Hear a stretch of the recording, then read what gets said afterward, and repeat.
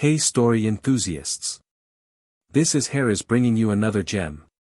In this video, we present to you what if Harry could absorb other wizards' magical cores and drain Dumbledore at age 11. If you enjoy these stories as much as we enjoy sharing them, please like, subscribe, and share with your friends. Let's dive in. Chapter 1, The Absorption. Harry's stomach growled as he swept the kitchen floor. 3 days since his last proper meal, a slice of bread and some cheese. The Dursleys had gone out for Dudley's 11th birthday dinner without him. Again. Boy! Someone's at the door. Uncle Vernon bellowed from the living room, not bothering to move from his armchair. Harry leaned the broom against the wall and trudged to the front door, wondering who'd be calling at this hour. Probably Mrs. Figg looking for one of her cats. He pulled the door open and froze. A tall, elderly man with a silver beard that reached his waist stood on the doorstep, wearing what looked like a purple suit made from velvet. Half-moon spectacles perched on a crooked nose, and his eyes, bright blue and twinkling with something that made Harry's skin prickle. "Good evening," the man said. "You must be Harry Potter." Harry nodded, unable to speak. "My name is Albus Dumbledore. I wonder if I might come in. I have something rather important to discuss with you." Harry stammered.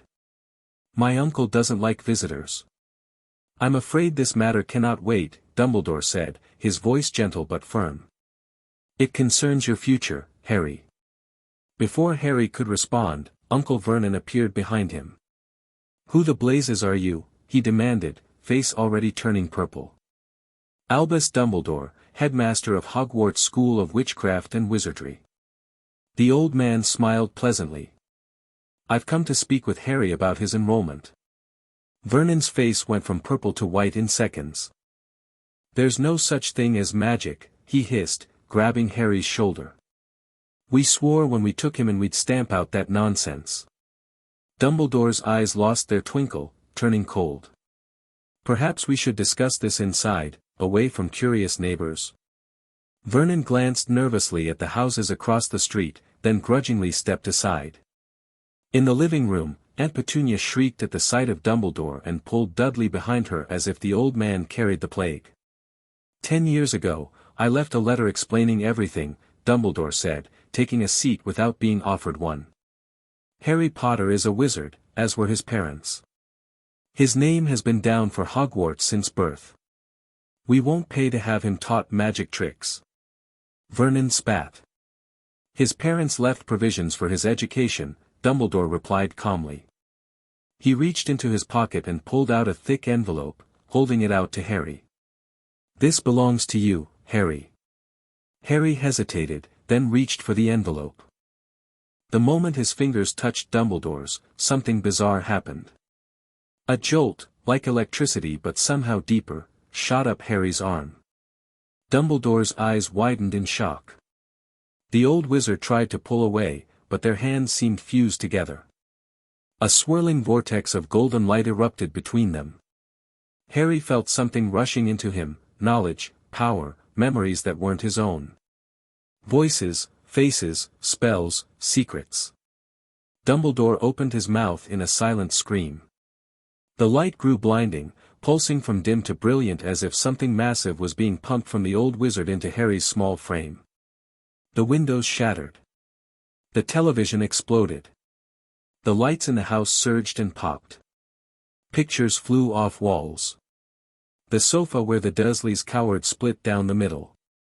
And still, the transfer continued. Harry couldn't breathe. His body felt like it might tear apart from what was pouring into him. Too much, too fast, his mind stretched to accommodate information beyond his comprehension. Then, with a final pulse of light that cracked the ceiling, Dumbledore collapsed to the floor. The silence that followed seemed to ring in Harry's ears. He stood trembling, staring at his hand. Golden light still flickered beneath his skin like lightning in storm clouds. His whole body hummed with energy. Vernon recovered first. "What have you done?" he roared, backing away from Harry. "You freak! You've killed him." Harry knelt beside Dumbledore. The old wizard's chest rose and fell faintly, alive, but barely. His face looked shockingly different, decades older, withered, as if something essential had been drained away. I don't know what happened, Harry whispered, but even his voice sounded different. Deeper, resonating with something new. Petunia grabbed Dudley and pulled him toward the door. Vernon, we need to leave. Now. This is our house. Vernon bellowed, but his eyes never left Harry, filled with terror rather than his usual rage. Harry felt something stirring in his mind. Knowledge. 1,000 doorways opening at once. Words and languages he'd never heard formed on his tongue. The structure of spells he'd never cast unfolded in his thoughts. I need to get help, Harry said, standing up. The room spun around him. Too much power. Too many memories. The Floo network. McGonagall. The Order. Phoenix Patronus. Thoughts that weren't his flickered through his consciousness. Harry staggered to the fireplace, a certainty guiding him. He needed fire, powder. Don't you move. Vernon grabbed a broken lamp, brandishing it like a weapon. The police are coming for you. Harry looked at him, and something shifted in his perception. He saw not just Vernon, but the absence of magic around him, a dull void where energy should flow. I need to leave, Harry said. He glanced at Dumbledore again. Guilt and panic surged through him. I'm sorry, I didn't mean to. The front door burst open. A severe-looking woman with square glasses and emerald-green robes rushed in, wand extended. Albus, she cried, seeing Dumbledore on the floor. She turned to Harry, her face white with shock. Potter, what happened here? Harry opened his mouth, but the words that came out weren't what he intended. Minerva, the boy has absorbed my magical core. Most unexpected. Watch him carefully. He clapped a hand over his mouth, horrified. That wasn't his voice, it was Dumbledore's. The woman, Minerva, stared at him.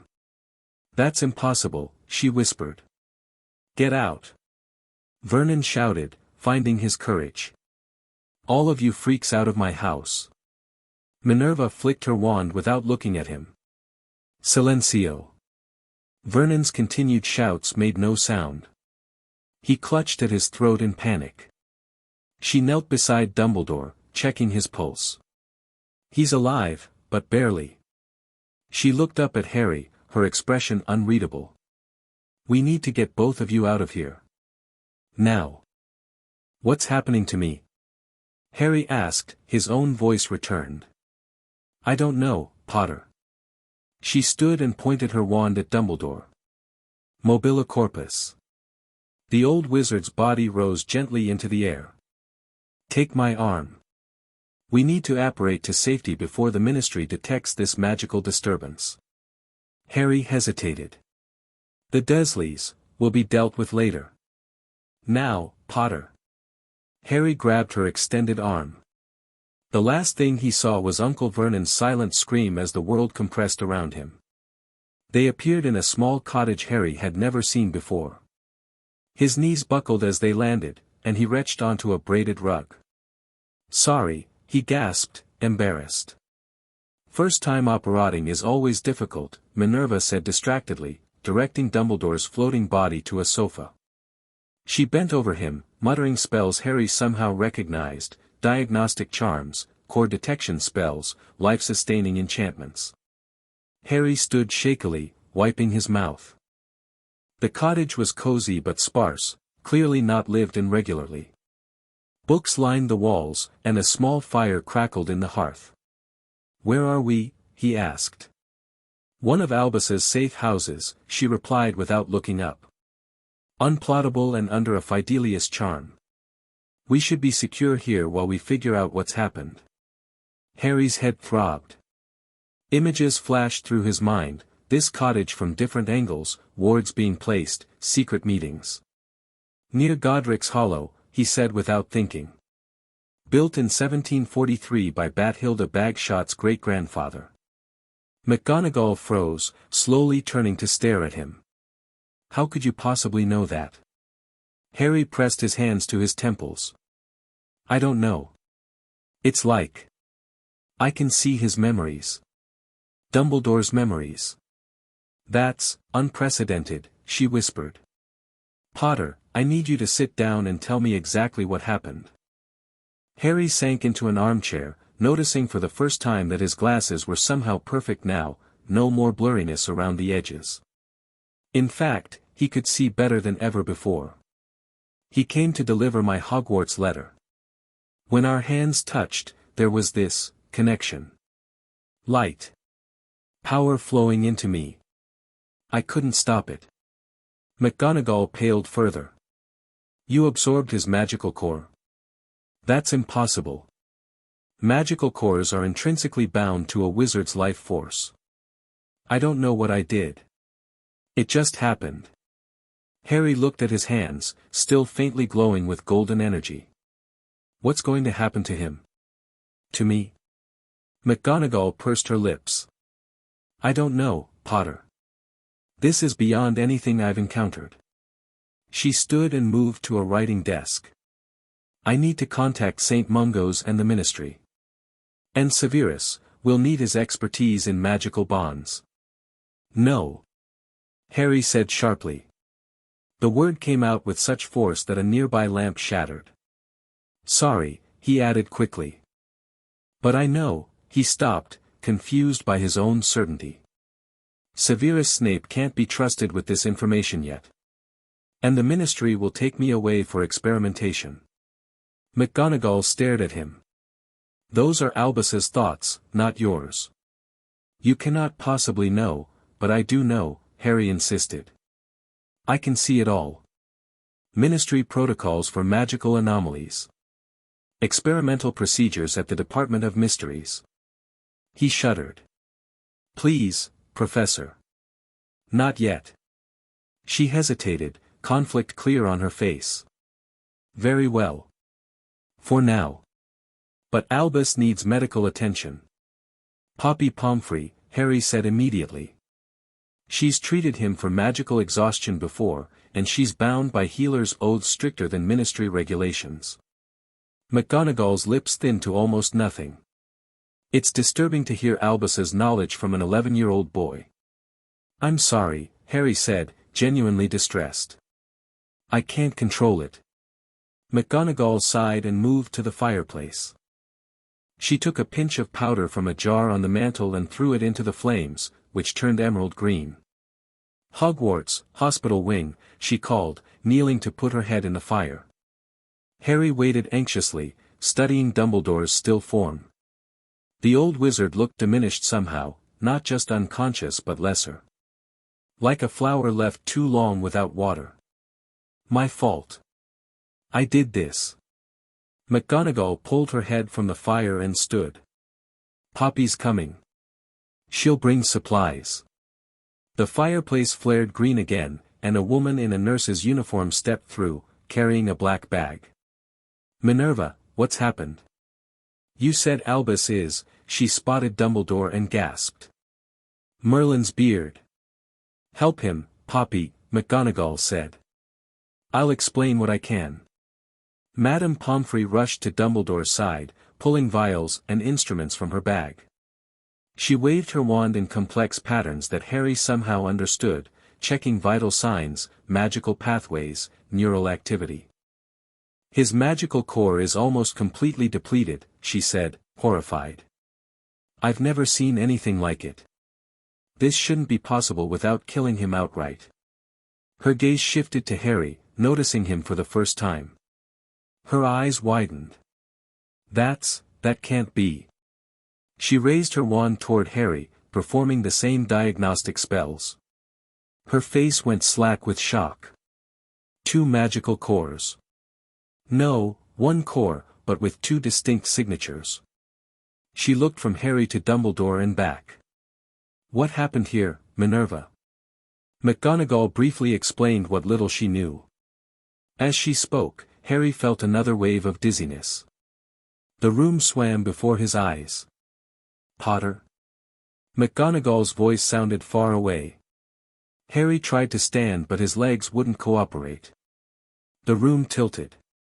His mind felt like it was splitting open, too much information, too many memories trying to integrate all at once. The boy's in magical shock, he heard Madame Pomfrey say. His body can't handle this level of magical energy. Cool hands touched his forehead. A vial pressed against his lips. Drink, Potter. Harry swallowed the potion, tasting mint and something bitter. The world began to fade. We need to stabilize them both, Pomfrey said, her voice growing distant. And then decide what in Merlin's name we're going to do next. Darkness claimed him. Harry dreamed.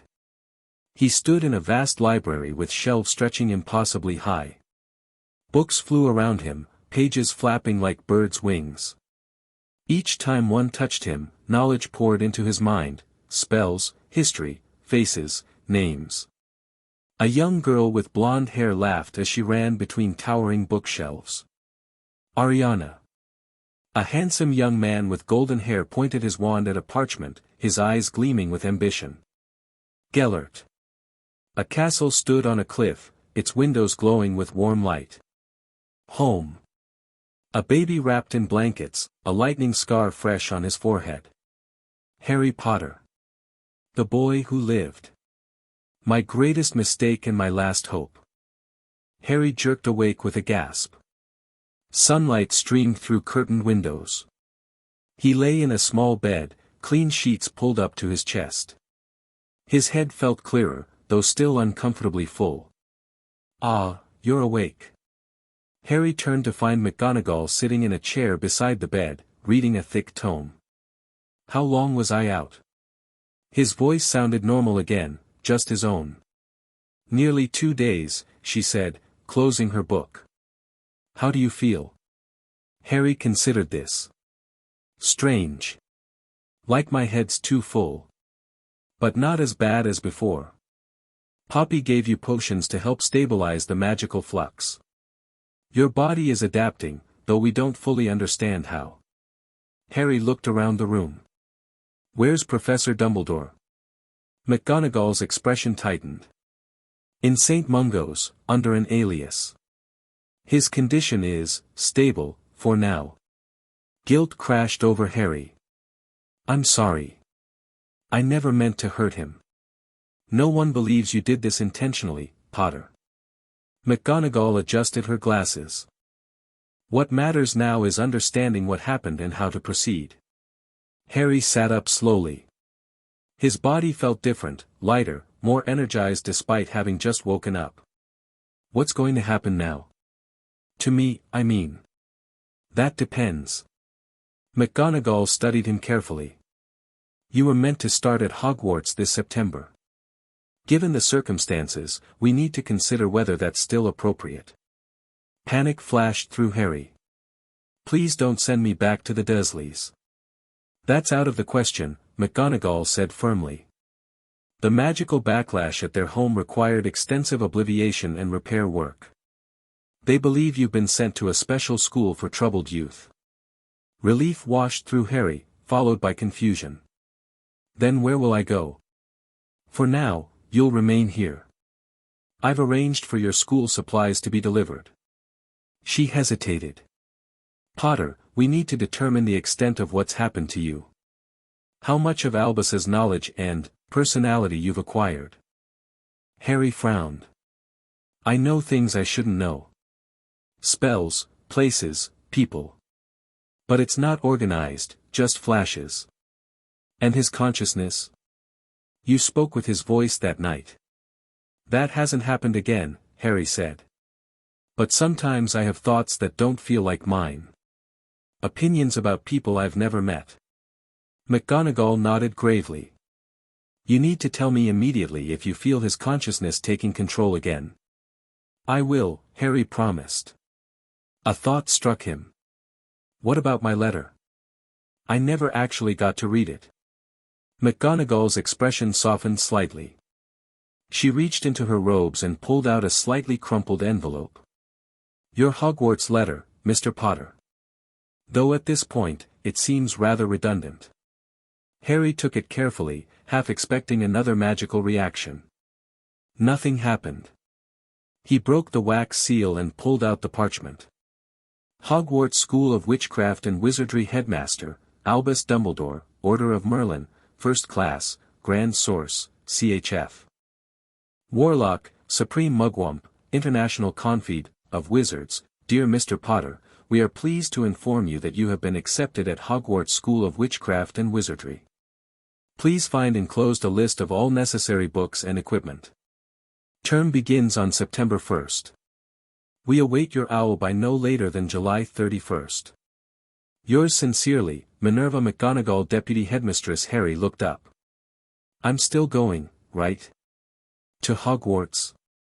McGonagall sighed. That is the current plan, though with certain precautions. You possess knowledge and potentially abilities that no first year should have. This presents both dangers and complications. I'll be careful, Harry said quickly.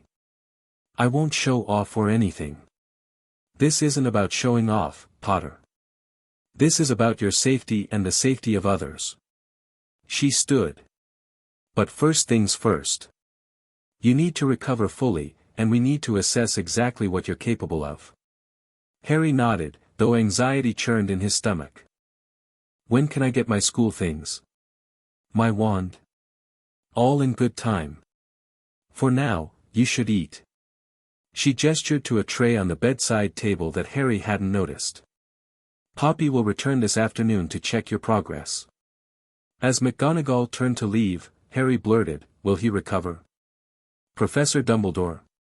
She paused at the door, her back to him. We don't know, Potter. This is uncharted territory. After a moment, she added softly, eat your breakfast, and left. Harry stared at the closed door, then at the food. Despite everything, he was starving. As he reached for a piece of toast, he noticed his hand. The golden glow had faded, but when he concentrated, he could make it return, pulsing softly beneath his skin like a second heartbeat.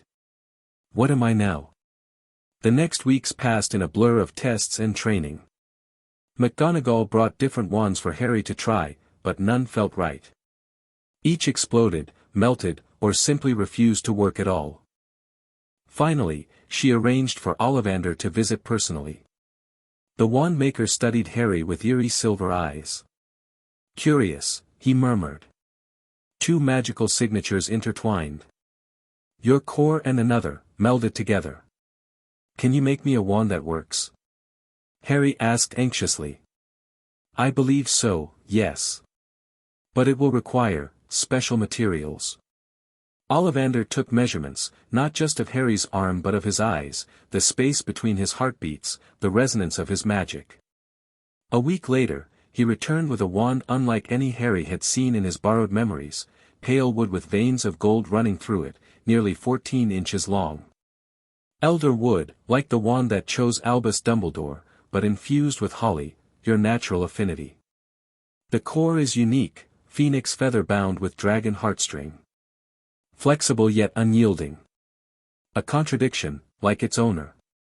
When Harry touched it, the room filled with golden light and a rush of wind. It felt like coming home. Madame Pomfrey continued to monitor his health, amazed by his body's adaptation to the massive influx of magic. Your magical channels have expanded, she explained. A normal 11-year-old wizard would have been destroyed by this much power. But you're stabilizing, integrating it somehow. His borrowed knowledge manifested unpredictably. Some days he could recite obscure magical theories or speak fluent French. Other days, he struggled to remember simple spells. McGonagall began teaching him control, not just of magic, but of the knowledge itself. You must learn to access these memories deliberately, not let them surface randomly, she instructed. Occlumency will help, though it's advanced magic for your age. I can do it, Harry insisted, determined to master the chaos in his mind. By mid-August, they deemed him stable enough to venture into Diagon Alley for his remaining school supplies. McGonagall transfigured her appearance and gave Harry a cap to hide his scar. Remember, you are simply Harry Potter, first-year student. Nothing more. Harry nodded, though his heart raced with excitement at finally seeing the magical world. Diagon Alley overwhelmed his senses. With his enhanced perception, he saw not just the colorful shops and bustling crowds, but the layers of magic woven through everything, wards shimmering like heat mirages, enchantments pulsing with different colors and rhythms. "This is amazing," he breathed.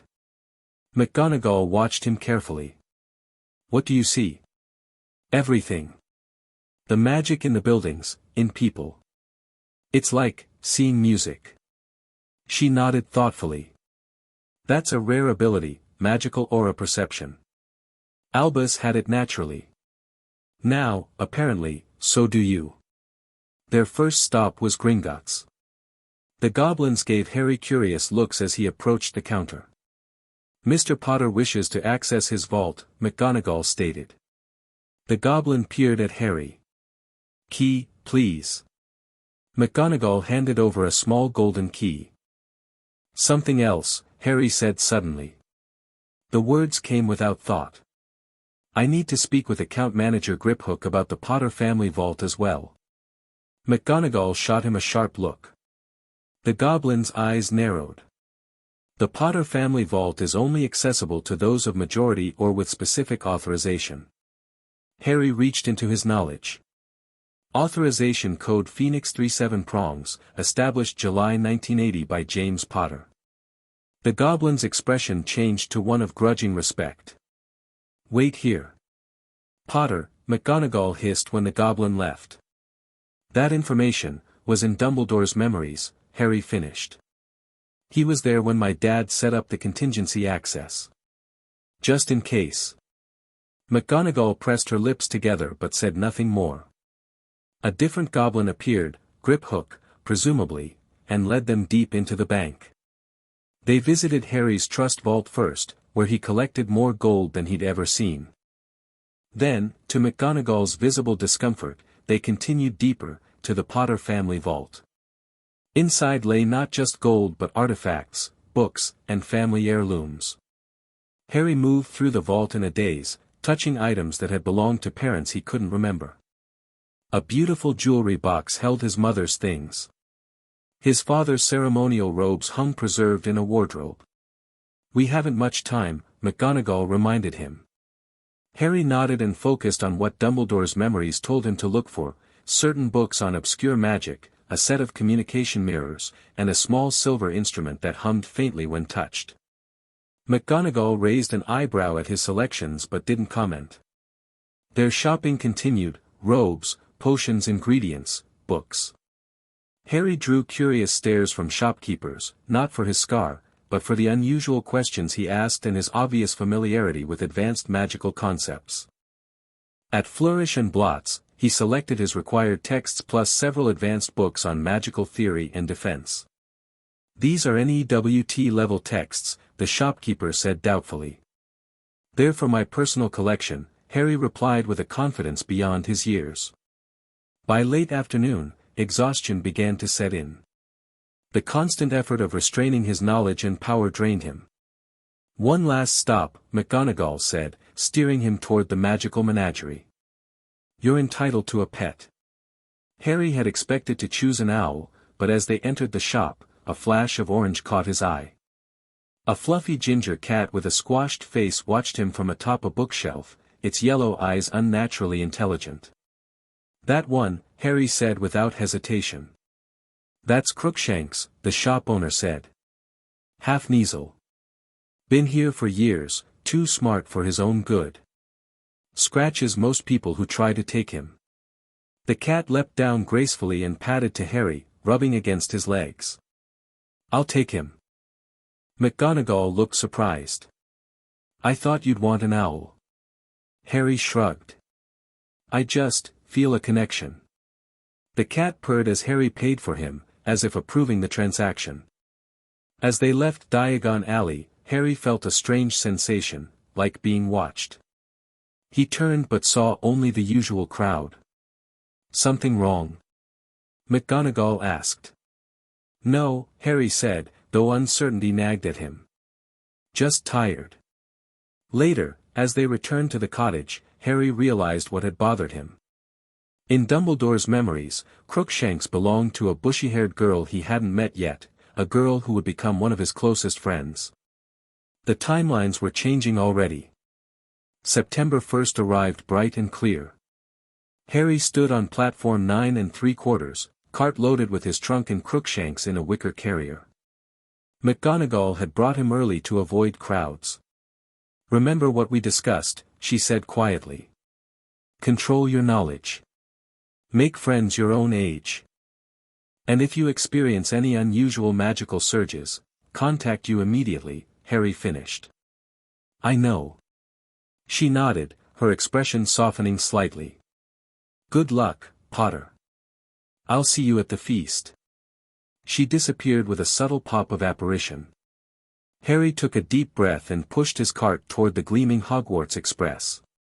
He found an empty compartment easily and settled in, opening a book on intermediate transfiguration to pass the time. The platform gradually filled with families. Harry watched through the window, recognizing some from Dumbledore's memories, the Abbotts, the Bones, the Patils. It felt strange, knowing people who didn't know him. The compartment door slid open. A boy with red hair and freckles peered in. "Anyone sitting there?" He pointed to the seat opposite Harry. "Everywhere else is full." Harry smiled, recognition flooding him. "No, go ahead. I'm Ron, by the way. Ron Weasley. Harry Potter." Ron's eyes widened. "Are you really? Do you have the... you know?" He gestured to his forehead. Harry lifted his fringe to show the lightning scar. "Wicked," Ron breathed. He stared for a moment, then seemed to catch himself. "Sorry, didn't mean to stare." "It's okay," Harry said, genuinely not bothered. After weeks of intensive magical testing, Ron's straightforward curiosity felt refreshing. They chatted as the train pulled out of the station, about Ron's family, Quidditch, and Hogwarts houses. Harry carefully avoided revealing his unusual knowledge, asking questions he already knew the answers to. "Anything from the trolley, dears?" The food cart arrived mid-morning. Harry, suddenly realizing he was starving, bought a large selection to share. Ron's ears went pink. "You don't have to, I want to," Harry said. "I've never had magical sweets before." This was true, at least. While he had Dumbledore's memories of them, he'd never actually tasted them himself. The chocolate frogs, fizzing whiz-bees, and every flavor beans delighted him.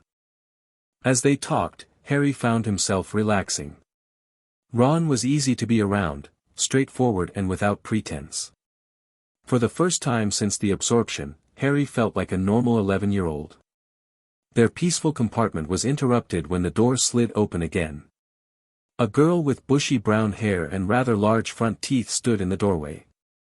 "Has anyone seen a toad? A boy named Neville's lost one." "No," Ron said, mouth full of chocolate. The girl's eyes landed on Harry, widening slightly. "You're Harry Potter." Harry shifted uncomfortably. "Yes. I've read all about you. You're in modern magical history and the rise and fall of the dark arts." "Most of it's rubbish," Harry said without thinking. "Written by people who weren't there that night." She looked surprised. "How do you know?" Harry backtracked quickly. "Just guessing. How could they know what really happened when I was the only one there, and I was just a baby?" The girl considered this, then nodded. "That's actually quite logical. I'm Hermione Granger, by the way." "Ron Weasley," Ron mumbled, still chewing. Hermione wrinkled her nose slightly at Ron's manners but turned back to Harry. "What house do you think you'll be in?" "I've been asking around, and Gryffindor sounds by far the best.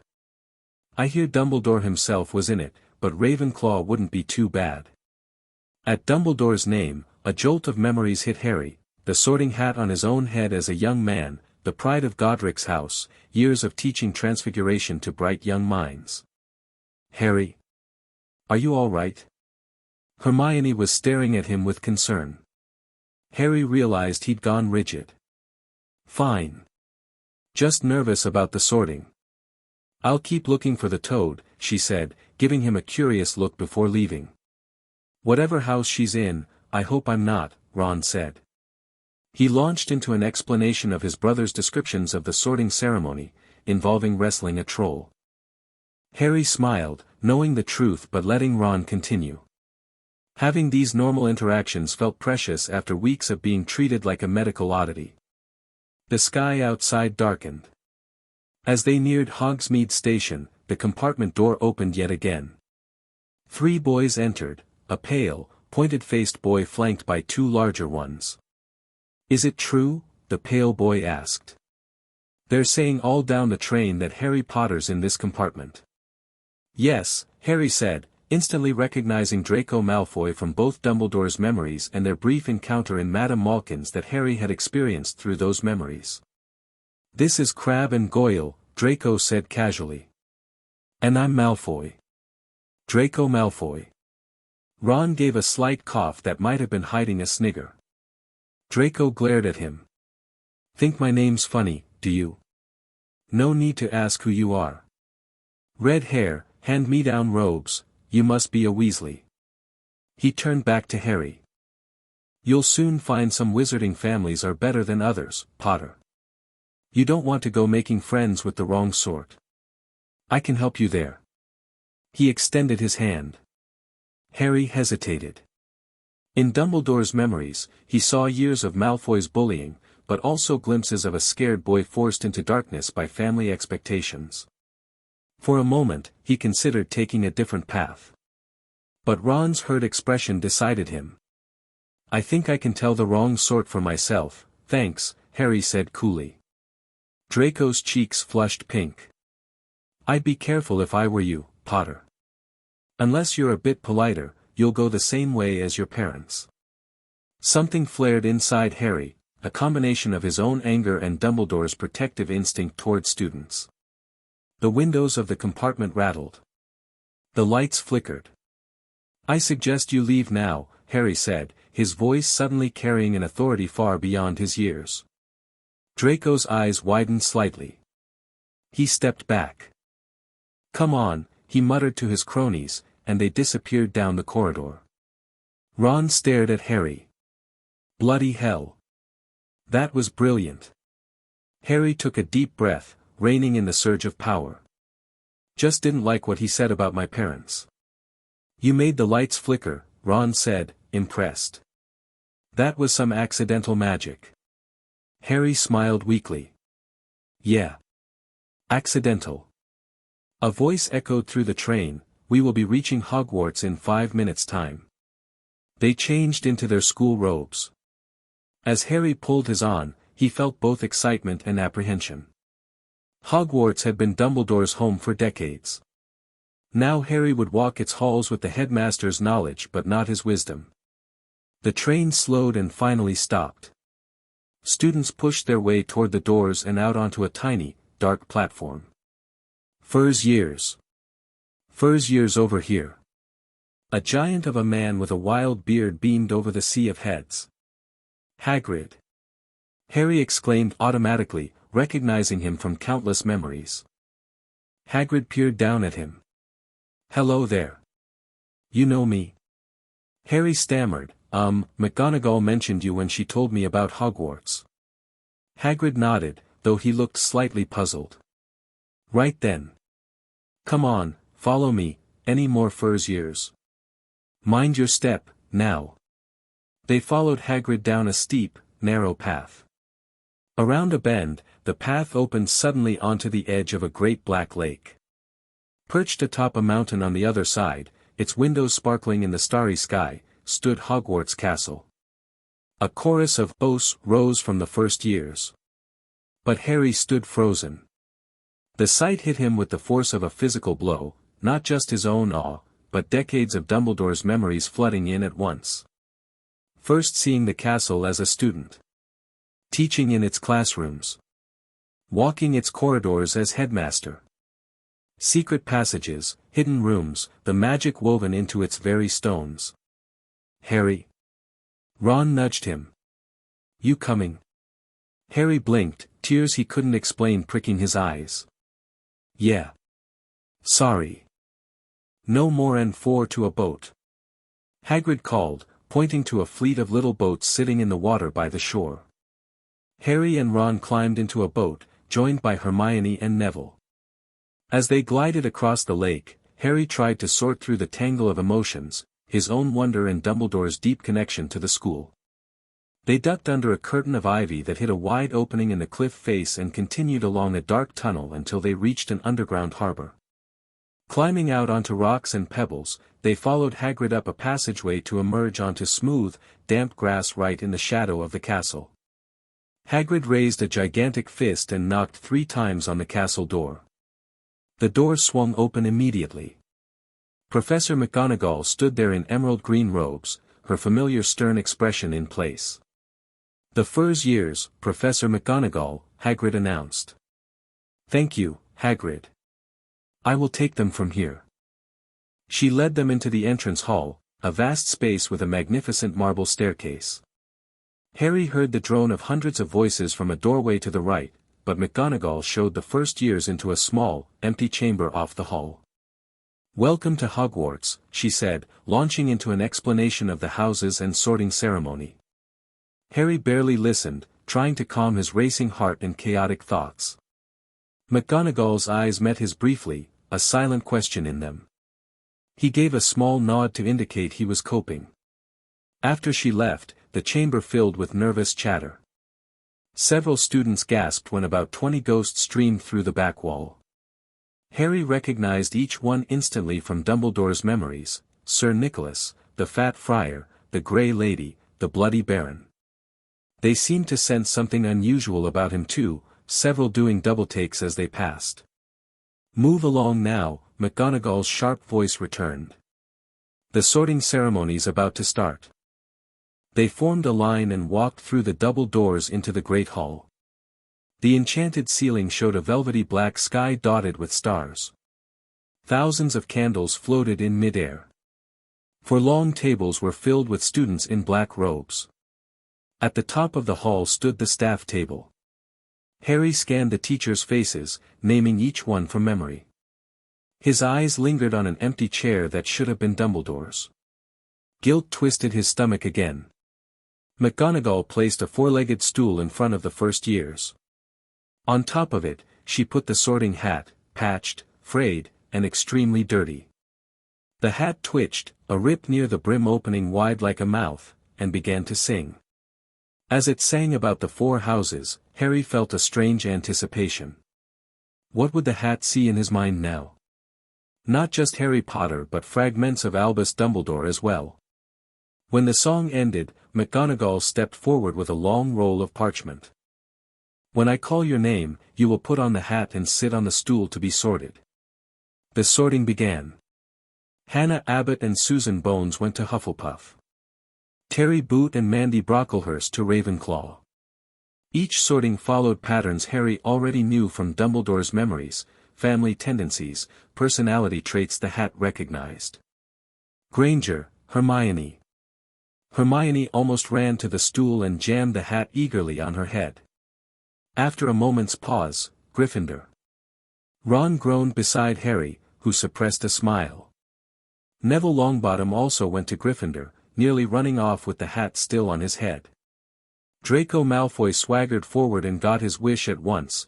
The hat had barely touched his head when it screamed, "Slytherin." The crowd thinned. "Potter, Harry." Whispers broke out across the hall as Harry stepped forward. "Potter, did she say? The Harry Potter?" Harry sat on the stool, and McGonagall placed the hat on his head. It fell down over his eyes, blocking out the staring crowd. "Well, well, well," said a small voice in his ear. "What do we have here? Oh my! Oh my goodness!" The hat seemed genuinely shocked. 2 minds in one. "I've never seen anything like it.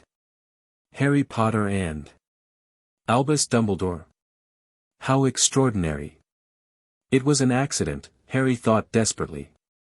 "I can see that, yes. Such power, such knowledge, and yet still a child's heart.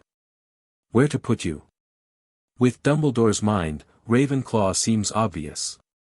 But there's courage here too, and loyalty.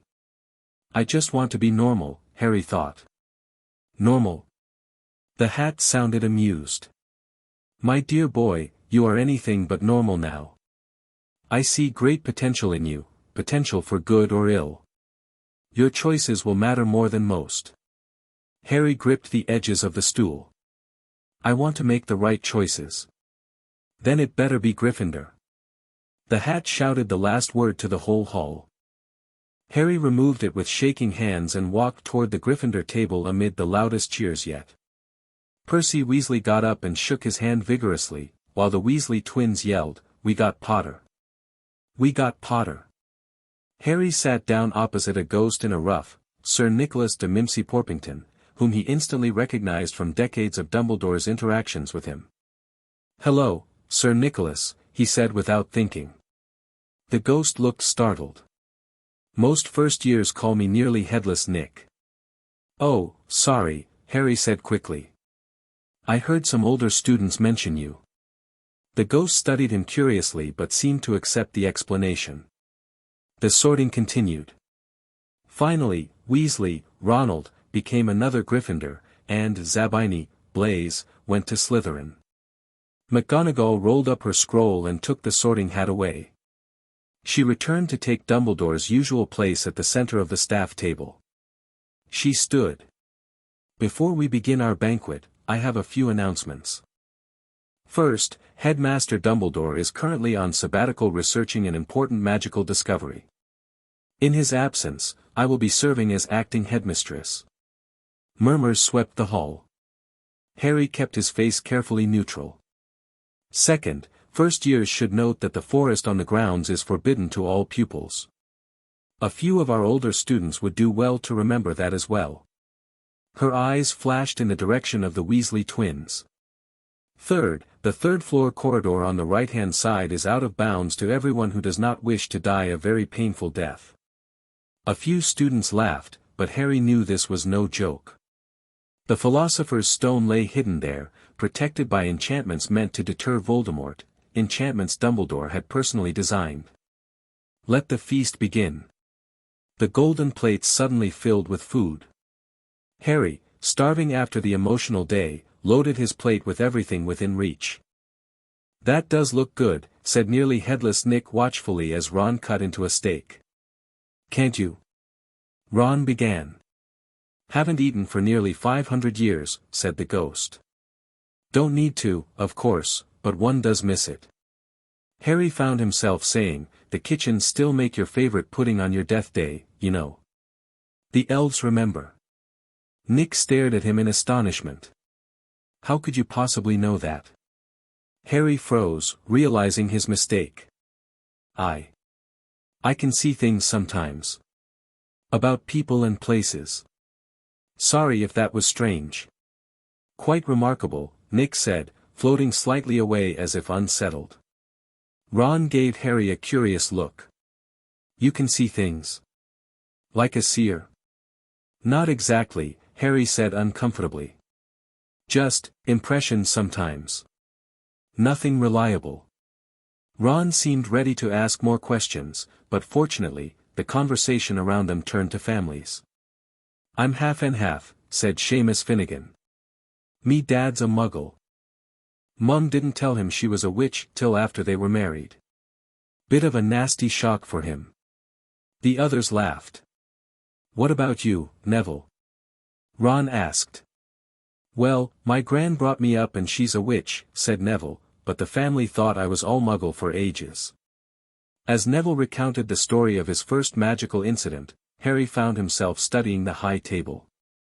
Professor Flitwick was engaged in conversation with Professor Sprout. Hagrid was drinking deeply from his goblet.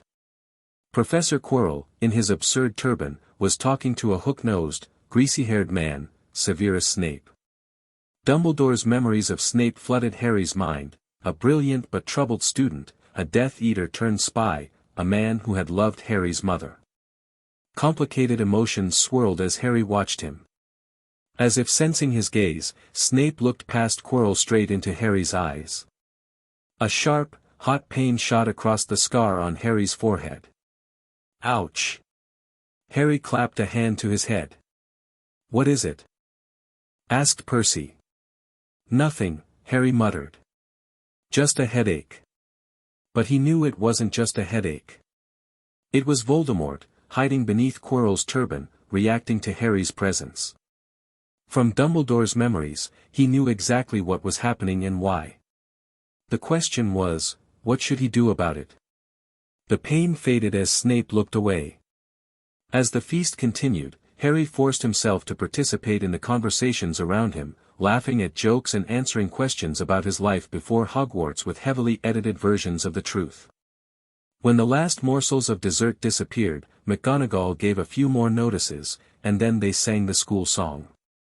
Finally, Percy led the Gryffindor first years through the chattering crowds, out of the Great Hall, and up the marble staircase. Harry's legs felt like lead as they climbed through doorways hidden behind sliding panels and hanging tapestries, up more staircases, until they reached a portrait of a very fat woman in a pink silk dress. "Password?" she asked. "Caput Draconis," said Percy, and the portrait swung forward to reveal a round hole in the wall. They scrambled through it, Neville needed a leg up, and found themselves in the Gryffindor common room. Percy directed the girls through one door to their dormitory and the boys through another. At the top of a spiral staircase, they found their beds at last, 5 four-posters hung with deep red, velvet curtains. Their trunks had already been brought up. Too tired to talk much, they pulled on their pajamas and fell into bed. "Great food, isn't it?" Ron muttered through the curtains. "Get off, Scabbers. He's chewing my sheets." Harry froze at the mention of Scabbers. Through Dumbledore's memories, he knew the rat was actually Peter Pettigrew, the man who had betrayed his parents to Voldemort. Anger and revulsion swept through him. "Ron," he said carefully, "can I see your rat?" "What? Why?" Ron sounded confused. "Just curious. I've never had a pet rat before." Ron pulled back his curtain and held up a fat gray rat with a missing toe. "Not much to see. He just sleeps all day." Harry stared at Pettigrew, fighting the urge to grab him and expose him right then. But he knew he needed to be strategic. Without evidence or explanation, no one would believe him. "He looks old," Harry managed. "Yeah, he's ancient. Been in the family for 12 years now." "Impressive," Harry said, his voice strained. "Good night, Ron." "Night, Harry." Harry lay back in bed, mind racing despite his exhaustion. He was in a unique position, armed with Dumbledore's knowledge but not bound by his caution. He could change things. Pettigrew. The Philosopher's Stone. Quirrell. Sirius in Azkaban. So many wrongs to right. But he needed to be careful. Act too soon or too dramatically, and he'd draw unwanted attention. McGonagall was already watching him closely. If the Ministry discovered what had happened to him and Dumbledore, they might take him away for study or worse. He had to plan carefully. Use his knowledge strategically. As he drifted toward sleep, Harry touched the wood of his unique wand under his pillow. Power thrummed through it, responding to his touch. For better or worse, he was no longer just Harry Potter. And Hogwarts would never be the same. Severus Snape stormed into the acting headmistress's office without knocking. "The Potter boy is not normal," he declared without preamble.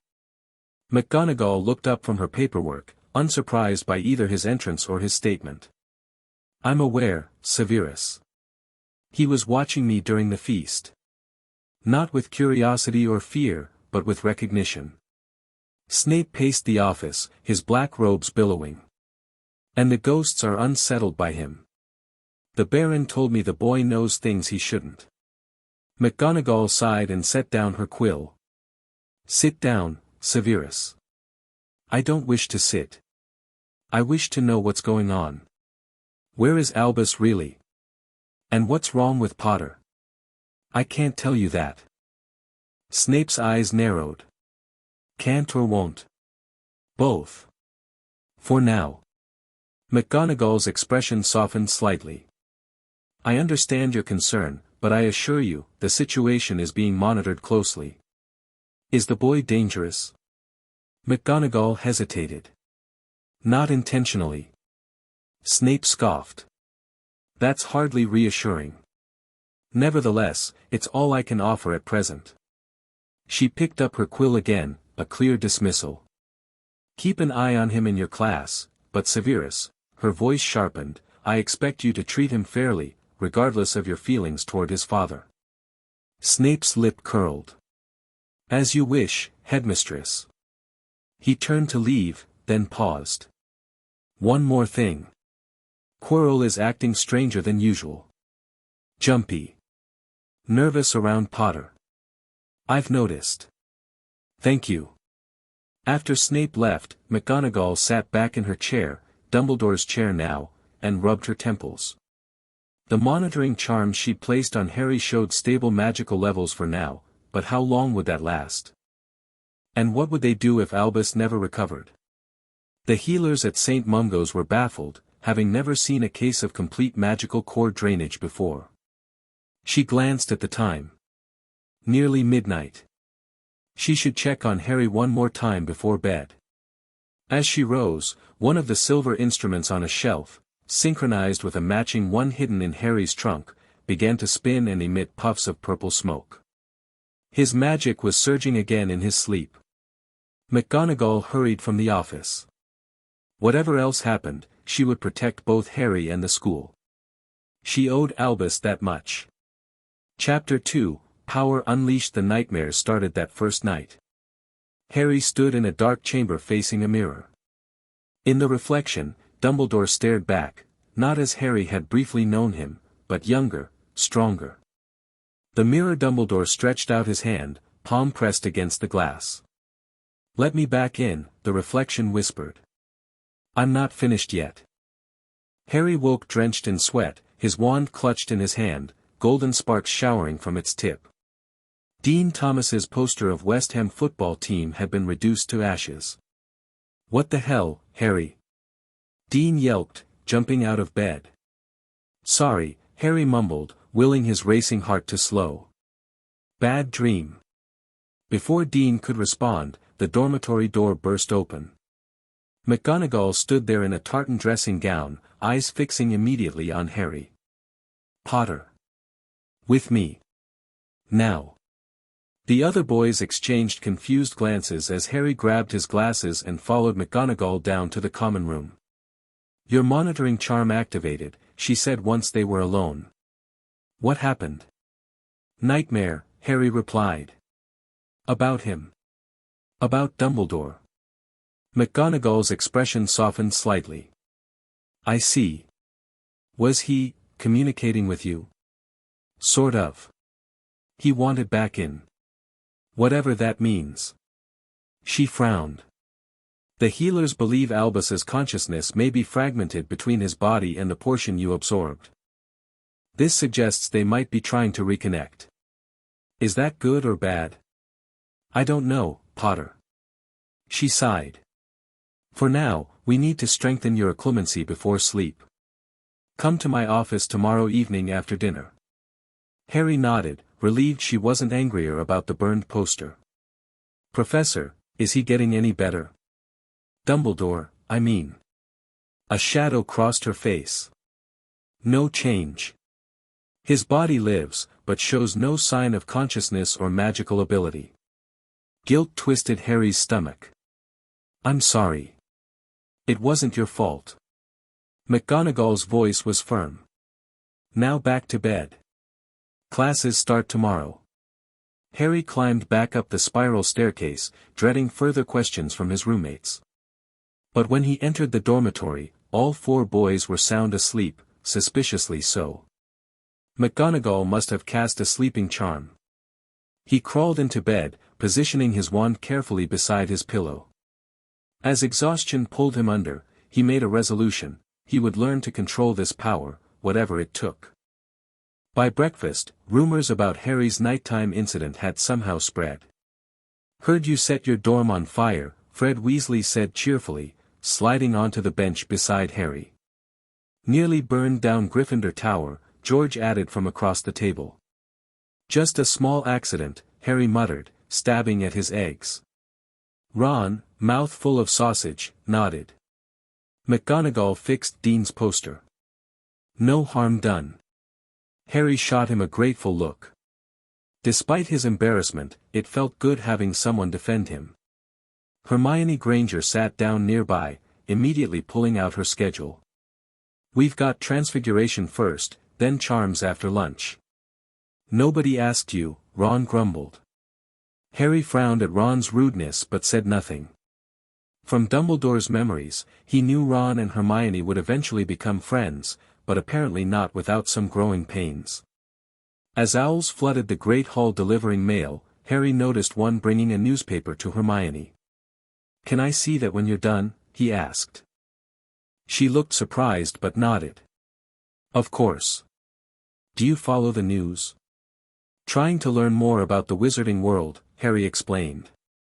The headline immediately caught his attention when she passed it over. "Dumbledore extends sabbatical, research, BRAKTHRUGH cited." The article speculated about Dumbledore's absence, quoting ministry sources, who claimed he was researching ancient magic in Tibet. A photo showed Dumbledore from the previous year, eyes twinkling as he waved at the camera. Harry's stomach clenched. The cover story seemed to be holding, but how long before someone discovered the truth? "Potter!" Harry jumped, nearly knocking over his pumpkin juice. Professor Snape loomed behind him. "Sir." Harry managed, fighting to keep his expression neutral despite the flood of complex memories Snape's presence triggered. "Quite the celebrity, aren't you?" Snape's voice dripped with disdain. "Setting fires on your very first night." Several nearby Slytherins snickered. "It was an accident, sir," Harry said, meeting Snape's dark eyes directly. Something flickered in Snape's expression, surprise, perhaps, at Harry's lack of intimidation. "Indeed. See that your accidents don't become a habit." Snape's eyes bored into Harry's, and Harry felt a subtle pressure against his mind, legilimency. Instinctively, Harry raised the occlumency shields McGonagall had been teaching him. The pressure increased momentarily, then withdrew, Snape's eyes widening fractionally. "Interesting," he murmured, almost to himself, before sweeping away toward the staff table. "Bloody hell, what was that about?" Ron whispered. "No idea," Harry lied, returning to his breakfast with a racing heart. Snape had attempted to read his mind, and had discovered his shields. "Not good." "He seems horrible," Hermione said, frowning after Snape's retreating figure. "My brothers say he's the worst," Ron agreed. "Favors Slytherin shamelessly." Harry remained silent, remembering Dumbledore's complicated trust in Snape. The man was unpleasant, certainly, but also vital to the fight against Voldemort. Harry would need to be careful around him. Transfiguration with McGonagall presented Harry's first real challenge. How much should he reveal of his abilities? After her strict opening lecture, McGonagall set the class to turning matches into needles. Harry deliberately waited, watching others struggle with their attempts. Ron grew increasingly frustrated beside him, his match remaining stubbornly wooden. Hermione, 2 tables over, had managed to make her match silvery and pointed. McGonagall showed the class her progress, earning a small, pleased smile from Hermione. Harry finally picked up his wand. With Dumbledore's knowledge, he could perform this transfiguration effortlessly, even wandlessly. But that would raise too many questions. He deliberately mumbled the incantation incorrectly on his first try. Nothing happened. On his second attempt, he allowed a trickle of power through his wand while saying the incantation properly. The match quivered, then transformed perfectly into a shining silver needle. "Well done, Mr. Potter," McGonagall said, though her knowing look told him she wasn't fooled by his performance. "Try another, perhaps." Harry nodded and transformed a second match just as perfectly. This time, he felt the magic flow more naturally through his wand. It felt good, right, to finally use the power that had been building inside him. "How'd you do that?" Ron asked, impressed. "Just visualized it changing," Harry said with a shrug. "Try picturing the needle in your mind before you cast the spell." Ron tried again with no success, but seemed to appreciate the advice nonetheless. By the end of class, Harry had transfigured 6 matches, carefully keeping pace with Hermione, who shot him competitive glances. McGonagall assigned homework, then asked Harry to stay behind. "A measured performance, Potter," she said once the room had cleared. "I didn't want to stand out too much. Wise, but not entirely successful. Professor Snape has already expressed concerns about you." Harry winced. "He tried to use legilimency on me at breakfast." McGonagall's nostrils flared. "Did he indeed? I shall speak with him." "No," Harry said quickly. "That'll just make him more suspicious. I can handle it." She studied him thoughtfully. "Sometimes I forget there's an 11-year-old boy beneath all that knowledge." "Very well, but if it happens again, I want to know immediately." Harry nodded, relieved. The last thing he needed was Snape's increased scrutiny. "One more thing," McGonagall added. "I've arranged for you to have access to a private practice room. You need a safe space to work with your magic without observation." She handed him a small brass key. "3rd floor, west corridor. The door appears blank to most, but will reveal itself to this key." "Thank you, Professor. Don't make me regret it, Potter." Her stern expression softened slightly. "Now hurry, or you'll be late for charms." The first week passed in a blur of classes, each presenting the same challenge: how to appear normal while containing his extraordinary abilities. In charms, he let his feather rise more slowly than he could have managed. In herbology, he pretended not to know the properties of plants he could have lectured on for hours. In history of magic, he forced himself to look as bored as everyone else, despite recognizing the inaccuracies in Binns's lecture. Only in defense against the dark arts did Harry struggle for different reasons. Being near Quirrell, knowing Voldemort lurked beneath that turban, made his scar prickle painfully. The garlic smell that permeated the classroom didn't help. "TT today, we'll discuss basic defensive theory," Quirrell stammered during their first lesson. Harry watched him closely, noting how the professor's trembling seemed exaggerated, his fearfulness a carefully maintained act. Several times, Harry caught Quirrell staring at him with an intensity that didn't match his bumbling persona. "PP Potter," Quirrell called near the end of class. "A W word, please." Harry approached the desk cautiously as other students filed out. Ron waited by the door. "I'll catch up," Harry told him. When they were alone, Quirrell's demeanor shifted subtly. Though his voice still quavered, his eyes were sharper. "Fascinating, your survival of the killing curse," he said. "Have you any theories how you managed it?" "No, sir," Harry lied. "I was just a baby. And yet magic left its mark on you." Quirrell's gaze flicked to Harry's scar. One wonders what other gifts it might have bestowed. Harry's scar throbbed. Was Voldemort somehow sensing the change in him? "Nothing special about me, Professor," Harry said, forcing a confused expression. "I'm just trying to learn magic like everyone else." Quirrell's lips curved in a smile that didn't reach his eyes. "We shall see, shan't we? You may go." Harry hurried from the room, heart pounding.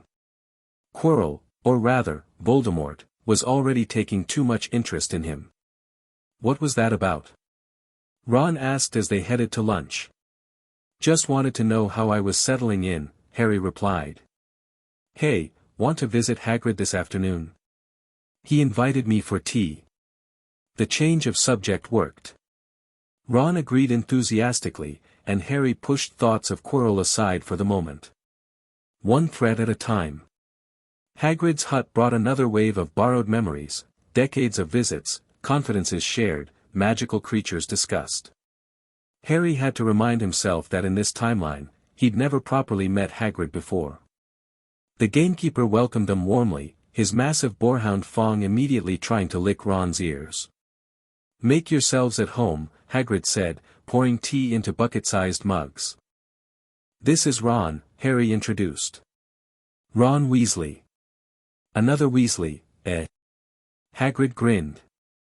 "Spent half me life chasin' your twin brothers away from the forest."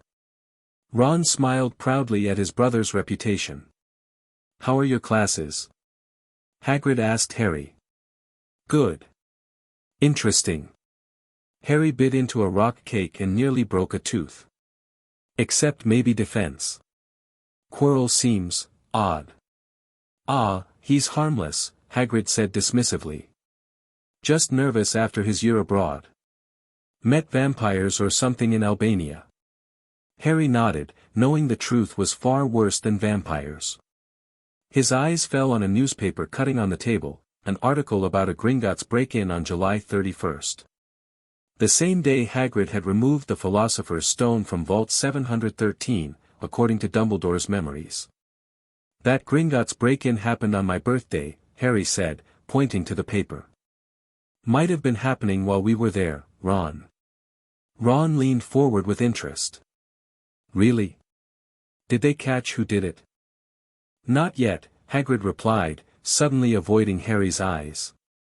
"Top ministry business. More tea, anyone?" The abrupt subject change confirmed Harry's suspicions. The stone was here at Hogwarts, just as it had been in Dumbledore's memories.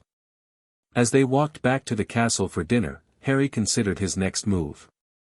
With Dumbledore incapacitated, the stone's protection might be compromised. If Quirrell managed to steal it for Voldemort. "You're quiet," Ron observed. "Thinking about that break-in?" "Sort of," Harry admitted. "Just seems weird, doesn't it? Gringotts is supposed to be impenetrable." "Dad says you'd be mad to try robbing it," Ron agreed. "Hey, want to play chess after dinner? I've got my own set." Harry smiled, genuinely appreciative of Ron's friendship. "Sounds great." For one evening at least, he could pretend to be a normal first year. Normal didn't last long. That night, Harry woke suddenly, his scar burning. Golden light pulsed beneath his skin again. Without conscious thought, he grabbed his wand and slipped out of bed. The common room was deserted at this late hour. Harry moved to the portrait hole, a strange certainty guiding him. He needed to go somewhere, though he wasn't sure where. "Out for a midnight stroll?" the fat lady asked sleepily as her portrait swung open. Harry didn't answer, padding silently down corridors and staircases. His feet seemed to know the way, taking him up to the third floor, then along the right-hand side corridor, the forbidden one. He stopped before a locked door, suddenly aware of what lay beyond, Fluffy, the three-headed dog guarding the trapdoor to the stone. Dumbledore's memories showed him the entire gauntlet of protections. A familiar voice broke his trance. "Interesting choice of destination, Potter." Harry whirled around. Snape stood in the shadows, arms crossed. "Professor. I was just sleepwalking to the precise location students were warned to avoid." Snape's voice dripped sarcasm. "How convenient." Harry realized how suspicious this looked. "I'm sorry, sir. I had a nightmare and was disoriented." "Indeed." Snape stepped closer, studying Harry's face in the dim wand light. "Your eyes are glowing, Potter. Did you know that?" Harry's hand flew to his face. "They are. Golden light, quite distinctive." Snape's expression remained unreadable. Rather like Albus Dumbledore's magic when he was working particularly powerful spells. Harry's breath caught. Did Snape know? Or just suspect? "I don't know why that would happen, sir," Harry said carefully. "No." Snape raised an eyebrow. Then perhaps you'd care to explain why you've been performing 5th-year level magic in your private practice room while displaying barely adequate skills in class. Harry gaped at him. You've been watching me. Monitoring you, Snape corrected. On Professor McGonagall's instructions. Though I doubt she anticipated quite the discrepancy in your abilities. Harry's mind raced. McGonagall had set Snape to spy on him.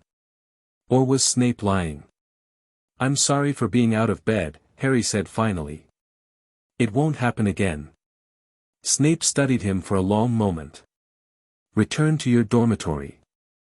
And Potter, I will be watching very closely from now on. Harry nodded and turned to leave, relief washing over him. One more thing, Snape called after him. If you find yourself sleepwalking again, perhaps try the 7th floor, left corridor. The room there might prove more accommodating to your needs than a door guarded by a Cerberus. Harry froze. Was Snape referring to the room of requirement? Why would he deliberately point Harry toward it?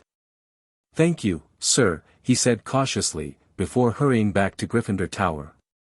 In bed, he stared at the canopy above him, thinking. Snape clearly suspected something unusual about Harry, yet hadn't exposed him outright.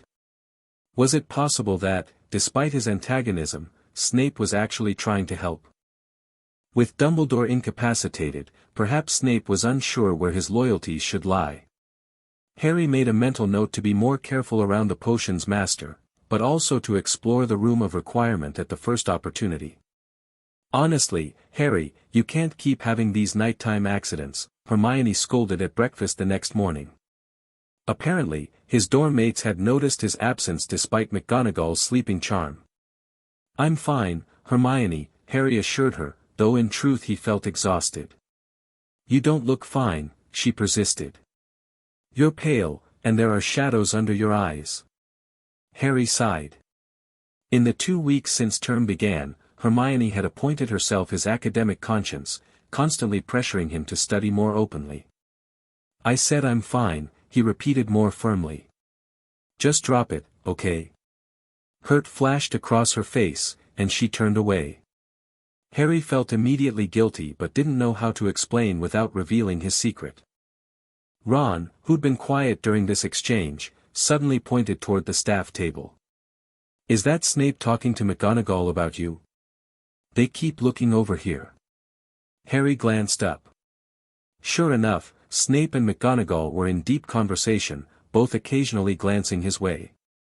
Probably just discussing classes, Harry said with false casualness. You really think Snape wakes up early to chat about first-year lessons? Ron snorted.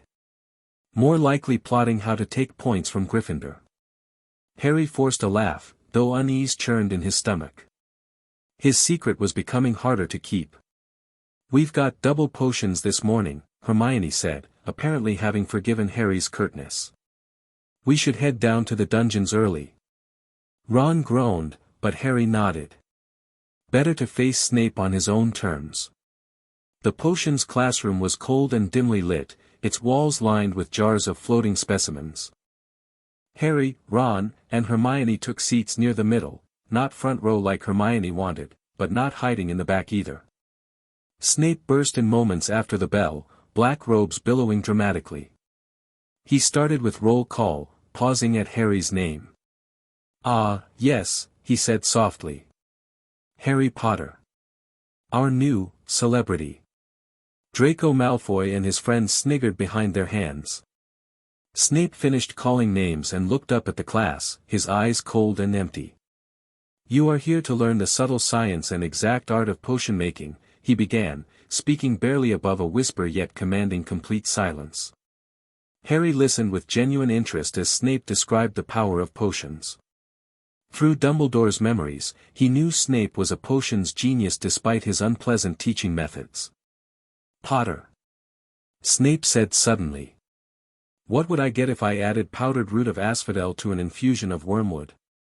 Hermione's hand shot into the air beside him.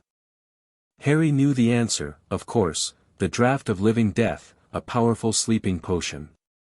But he also recognized Snape's test for what it was. A sleeping potion, sir, he answered, deliberately vague. I think it's called the Draught of Living Death. Something flickered in Snape's eyes, surprise, perhaps, that Harry hadn't played dumb or shown off excessively. Correct. Where would you look if I told you to find me a bezoar? Again, Harry could have given a textbook definition or even explained its antidote properties in detail. Instead, he kept it simple. In the stomach of a goat, sir. It protects against most poisons. Snape's lip curled slightly. And the difference between monkshood and wolfsbane? They're the same plant, sir. Also called aconite. The class had gone very quiet, watching this exchange with fascination. Adequate, Snape said finally. It seems fame isn't everything, though basic literary comprehension hardly makes one a potions master. He turned to the board.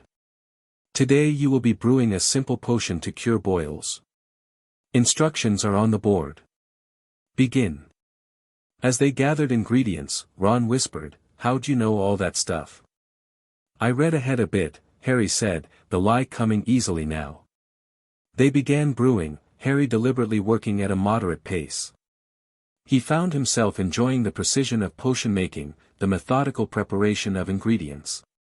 Dumbledore had been skilled in potions, though not at Snape's level, and the borrowed knowledge helped Harry understand the interactions between components. When Neville's cauldron melted into a twisted blob, sending potion seeping across the floor, Harry pulled Ron back before Snape could blame them for not stopping it. Snape vanished the mess with a wave of his wand, berating Neville for adding porcupine quills before taking the cauldron off the fire. "Idiot boy. I suppose you added the quills before removing the cauldron from the fire?" Neville whimpered as angry red boils sprang up on his nose. "Take him to the hospital wing," Snape spat at Seamus. Then he rounded on Harry. "You, Potter, why didn't you tell him not to add the quills? Thought it would make you look good if he failed, did you?" "I was focused on my own work, sir," Harry replied evenly, refusing to rise to the bait. Snape's eyes narrowed. 1 point from Gryffindor for your lack of house solidarity. Only 1 point. Harry had expected worse. Around him, the Gryffindors looked equally surprised at the relatively mild punishment. At the end of class, Harry turned in a perfectly acceptable but not exceptional potion. As he placed it on Snape's desk, the professor murmured, "Stay after class, Potter." Harry's stomach dropped, but he nodded. When everyone else had filed out, Ron promising to wait in the corridor, Harry approached Snape's desk. "Sir." Snape examined him critically. "You're deliberately underperforming in my class." It wasn't a question. "I don't know what you mean, Professor." "Don't play games, Potter." Snape stood, looming over the desk. "I watched you prepare your ingredients. Your knife work was too precise for a novice, yet you deliberately roughened the edges of your chopped roots. You stirred in perfect rhythm, then pretended to lose count." Harry swallowed. Snape was more observant than he'd anticipated. "Whatever game you're playing," Snape continued, "whatever special training you might have received before arriving here, I suggest you consider carefully the consequences of deception." "I'm not playing games," Harry said, meeting Snape's gaze directly. "I'm just trying to fit in." Snape's expression flickered. An unusual concern for someone of your celebrity status. He paused, then asked abruptly, "Have you had any contact with the headmaster since term began?" The question startled Harry. "Dumbledore?" "No, sir. I thought he was away researching." "Indeed." Snape studied him a moment longer. "You may go. And Potter, I expect a more honest effort in future classes." "Yes, sir," Harry replied, hurrying from the room before Snape could ask more questions. Ron was waiting impatiently. "What did the greasy git want?" "Just warned me to be more careful with my brewing," Harry lied, mind racing. Snape was connecting dots faster than expected. He needed to be more cautious, or perhaps, paradoxically, less cautious in potions. Deliberately failing would look as suspicious as excelling. As they climbed the stairs from the dungeon, Harry made a decision. He would continue his private practice in the room of requirement, master his abilities away from prying eyes, and present a more consistent persona in classes. Good but not exceptional. Knowledgeable but not impossibly so. It was time to find balance between Harry Potter and Albus Dumbledore. The room of requirement proved invaluable over the following weeks. After discovering its location using Dumbledore's memories, Harry spent hours there almost nightly, pacing before the blank wall with specific needs in mind. I need a place to practice magic safely. I need a place to learn control. I need a place to sort through these memories. The room always provided exactly what he needed, sometimes a training space with dummies and protective wards, sometimes a meditation chamber with peaceful surroundings, sometimes a replica of Dumbledore's office with a pensieve for examining memories. Harry's control improved dramatically. He learned to regulate his power output, to access specific knowledge from Dumbledore's memories without becoming overwhelmed, to perform advanced magic without the golden glow giving him away. He also discovered, to his surprise, that not all of Dumbledore's abilities had transferred perfectly. Transfiguration came naturally. Dumbledore had been a transfiguration master before becoming headmaster. Charms and defensive magic likewise flowed easily. But some of the headmaster's more esoteric skills remained frustratingly out of reach. It's like knowing how to ride a bike without having the muscle memory, he explained to his reflection one night, trying to understand the limitations. I know the theory but can't always make it work. The reflection, which sometimes looked more like Dumbledore than himself, nodded sympathetically. Alongside his secret training, Harry worked to strengthen his friendships. Ron remained his closest companion, though Harry sometimes struggled with the redhead's simpler concerns and occasional jealousy. Hermione orbited their friendship, sometimes included, sometimes excluded, her bossy nature often clashing with Ron's laid-back attitude. Harry found himself acting as mediator more often than not. During one particularly heated argument about homework, he finally snapped. Enough, he shouted, with enough force that both of them jumped. Ron, Hermione's just trying to help. Hermione, Ron doesn't need someone always correcting him. They stared at him, startled by his authoritative tone. Sorry, Harry said quickly, embarrassed by his outburst. Just tired of the bickering. To his surprise, they both apologized, to him and then awkwardly to each other. Something shifted between the three of them after that incident.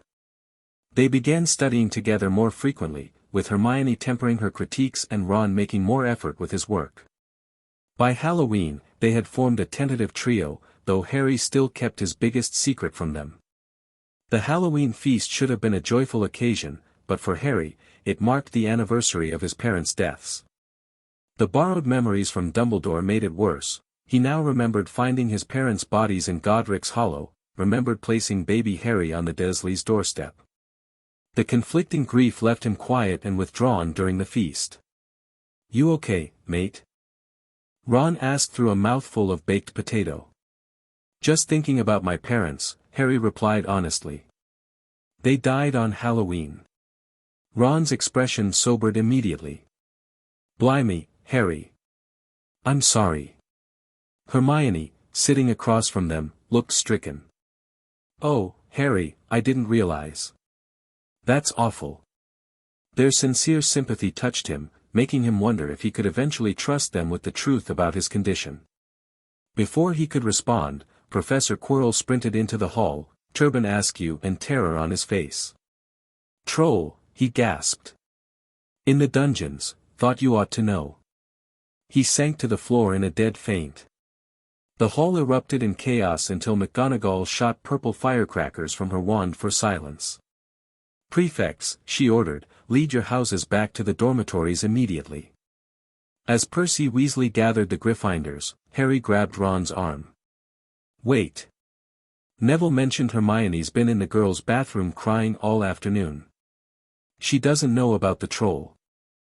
They had forgotten that Hermione had overheard Ron making an unkind comment after Charms. Damn, Ron muttered. We have to find her. They slipped away from the Gryffindor line, hurrying down corridors toward the girls' bathroom. Turning a corner, they came face to face with the troll, 12 feet tall, granite-gray skin, and dragging a massive wooden club. "It's left the dungeons," Harry whispered, pulling Ron behind a suit of armor. "And it's heading toward the girls' bathroom," Ron finished, face paling. The troll shambled through a doorway, and Harry recognized it immediately as the bathroom where Hermione was hiding. "Come on." Harry ran forward, calculating options rapidly. With Dumbledore's knowledge, he could easily stun or banish a mountain troll, but using such advanced magic would raise questions he couldn't answer. They burst into the bathroom to find Hermione shrinking against the wall in terror, the troll advancing on her, smashing sinks as it went. "Confuse it!" Harry yelled to Ron, grabbing a tap and throwing it against the wall. The troll stopped, blinking stupidly, turning its ugly head toward the noise. It saw Harry and started for him instead, lifting its club. "Oi, pea-brain!" Ron shouted from the other side of the chamber, throwing a metal pipe at the creature. The troll didn't seem to notice the pipe hitting its shoulder, but Ron's yell distracted it. It turned toward Ron, giving Harry time to reach Hermione. "Come on, run," he urged, pulling at her arm, but she couldn't move, still flattened against the wall in shock. The troll was closing in on Ron, who had no escape route. Harry made a split-second decision. He couldn't use high-level magic, but perhaps something a first-year might manage in a desperate situation. "Wingardium Leviosa," he shouted, pointing his wand at the troll's club. The club flew out of the troll's grasp, rose high into the air, turned slowly over, and dropped, with a sickening crack, onto its owner's head. The troll swayed, then fell flat on its face with a thud that made the whole room tremble. Ron stared at the fallen troll in shock. "Is it dead?" "I don't think so," Harry said, approaching cautiously. "Just knocked out." Hermione finally found her voice. "Harry, that was incredible. How did you manage to lift something so heavy?" Before Harry could answer, McGonagall burst into the room, followed closely by Snape and Quirrell. Quirrell took one look at the troll, let out a faint whimper, and sat quickly on a toilet, clutching his heart. Snape bent over the troll while McGonagall fixed Harry and Ron with a furious stare. "What on earth were you thinking?" she demanded, cold fury in her voice. "You're lucky you weren't killed. Why aren't you in your dormitory?" To everyone's surprise, Hermione spoke up. "Please, Professor McGonagall, they were looking for me. I went looking for the troll because I thought I could deal with it on my own. I've read all about them." Harry and Ron stared at her, amazed at this outright lie from rule-following Hermione. "If they hadn't found me, I'd be dead now," she continued. "Harry knocked it out with its own club. They didn't have time to fetch anyone. It was about to finish me off when they arrived." "Well, in that case." McGonagall looked between the three of them. "Miss Granger, you foolish girl, how could you think of tackling a mountain troll on your own?" Hermione hung her head. McGonagall deducted 5 points from Gryffindor for her supposed actions, then awarded Harry and Ron 5 points each for sheer dumb luck. As they left the bathroom, Harry caught Snape watching him with an inscrutable expression. Following his gaze, Harry noticed something he'd missed in the chaos, a tear in Snape's robes and a bloody gash on his leg. Snape quickly covered it when he saw Harry looking. Harry knew immediately what it meant. While everyone rushed to the dungeons, Snape had headed to the 3rd floor to check on the Philosopher's Stone. Fluffy had gotten a piece of him. Their eyes met briefly, Snape's narrowing in warning before he limped after McGonagall. From that moment on, Hermione Granger became their firm friend. Some experiences forge bonds that can't be broken easily, and knocking out a 12-foot mountain troll is one of them. The troll incident cemented their friendship, but it also increased Harry's determination to master his abilities. If Quirrell was already making attempts on the stone, time was running short. In mid-November, Harry finally found what he'd been searching for in the Room of Requirement, a ritual to stabilize and organize Dumbledore's memories within his mind. The room had provided ancient texts on magical absorption, obscure volumes that even Dumbledore had only theoretical knowledge of. According to these sources, Harry's condition, while extraordinarily rare, wasn't unprecedented. Cases existed throughout magical history of wizards absorbing others' powers, usually through dark rituals but occasionally through accidental magical resonance. That must be what happened, Harry murmured to himself. Our magics resonated somehow when we touched. The ritual required specific timing, the full moon, and ingredients he would need to collect. More challenging, it required a witness with knowledge of both his mind and Dumbledore's.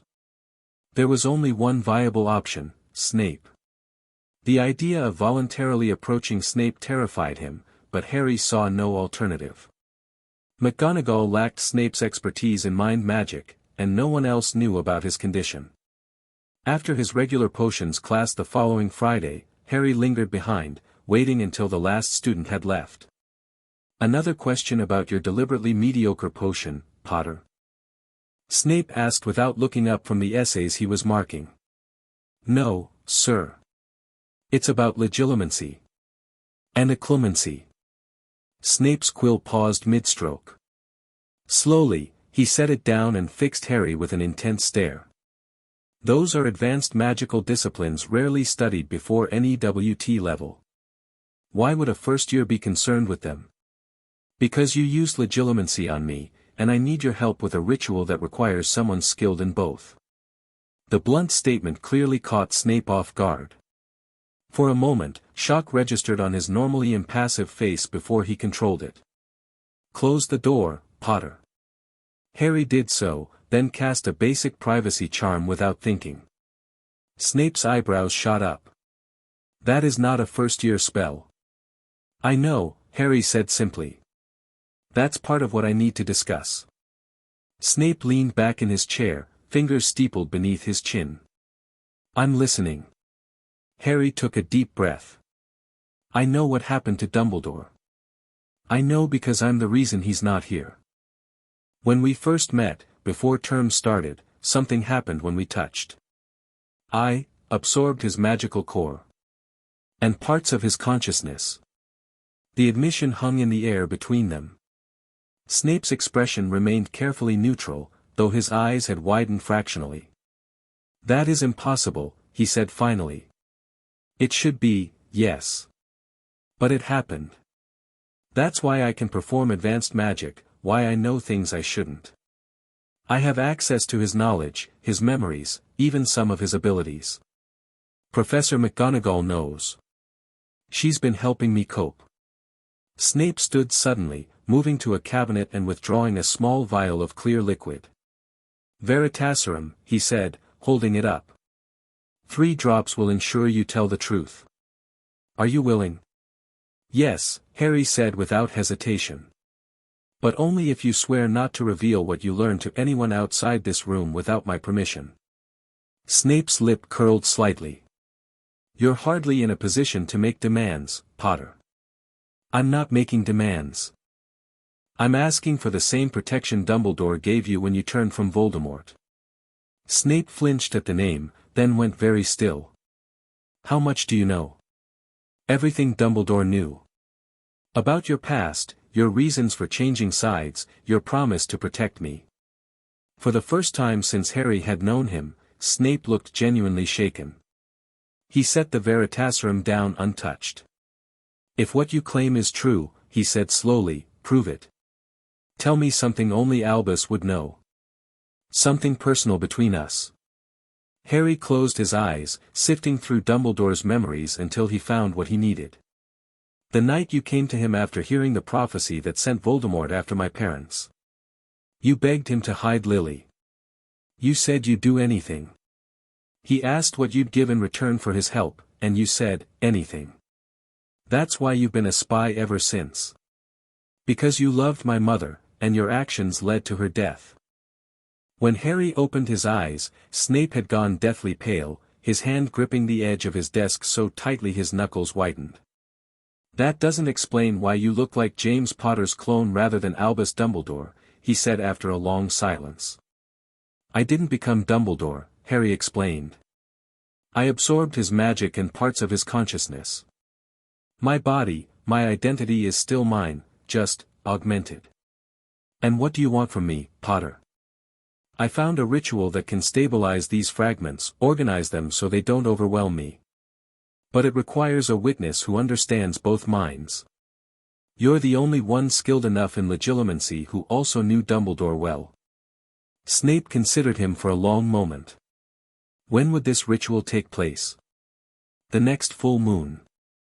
2 weeks from now. And if I refuse? Harry sighed. Then I'll keep struggling on my own. But the instability is getting worse. I have nightmares where I'm him.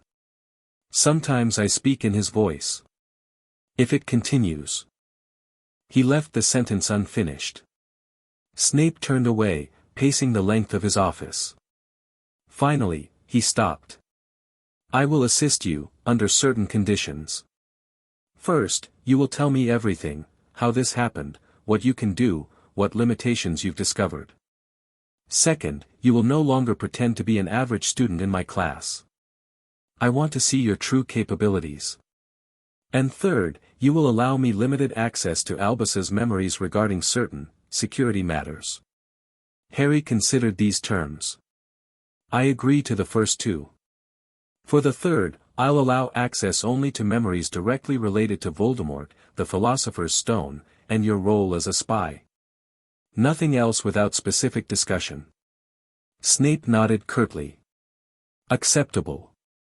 Now, explain exactly what this ritual entails and what my role will be. For the next hour, Harry outlined everything, the accident at Privet Drive, his training with McGonagall, his discoveries in the Room of Requirement. Snape listened without interruption, occasionally making notes. The ritual itself is complex, Harry concluded, but not dark. It won't remove Dumbledore's consciousness from me, that's impossible now, but it will organize it, like filing papers instead of having them scattered across a desk. And my role? You'll need to enter my mind and help navigate between my consciousness and his during the ritual. Your familiarity with both of us will be the anchor that prevents the process from damaging either. Snape's expression suggested he found this task distasteful but necessary. Very well. We will meet the night of the full moon in your practice room. Bring everything required for the ritual. He paused. Does Minerva know about this? Not yet. I'll tell her. See that you do. I have no desire to face her wrath if something goes awry. Snape gestured toward the door. Until then, Potter. Harry turned to leave, then hesitated. Professor? Thank you. Snape merely nodded, his expression unreadable. As Harry walked back to Gryffindor Tower, he felt lighter than he had in weeks. Having Snape as an ally, however reluctant, significantly improved his chances of both mastering his condition and protecting the Philosopher's Stone. The question now was whether to bring Ron and Hermione into his confidence as well. McGonagall was less than pleased when Harry informed her of his arrangement with Snape. You revealed everything to Severus without consulting me first, she demanded, pacing her office. I needed his help, Harry explained. And I trust him. You trust him because Albus did, she countered. But you are not Albus, despite his memories. Your judgment is still that of an 11-year-old boy. That's not fair, Harry protested. I've been handling this responsibly from the beginning. McGonagall's expression softened slightly. Perhaps more responsibly than I expected, yes.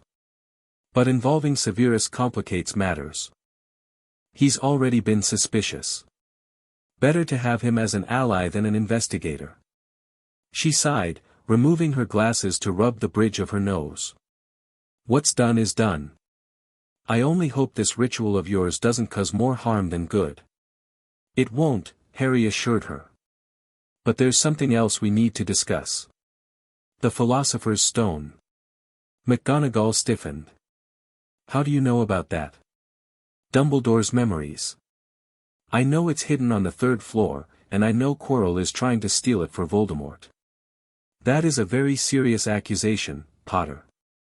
Snape already suspects him too, Harry pointed out.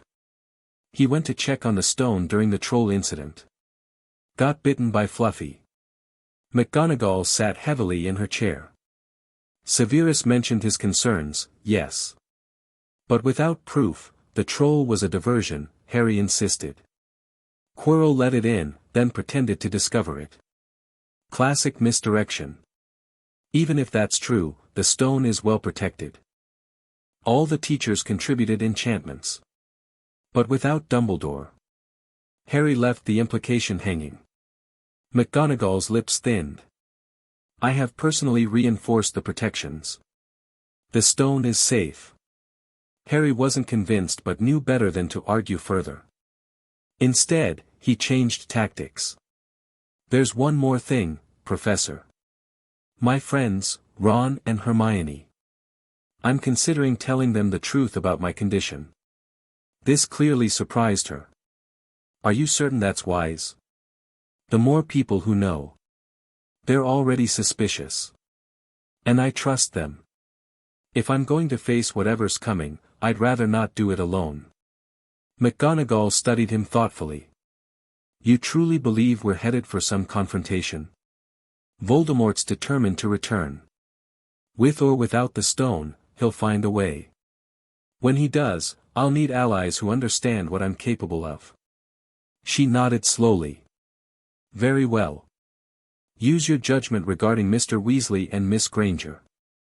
But Potter, her tone sharpened, remember they are children, as are you, despite your unusual circumstances. Don't burden them unnecessarily. I understand, Professor. Thank you.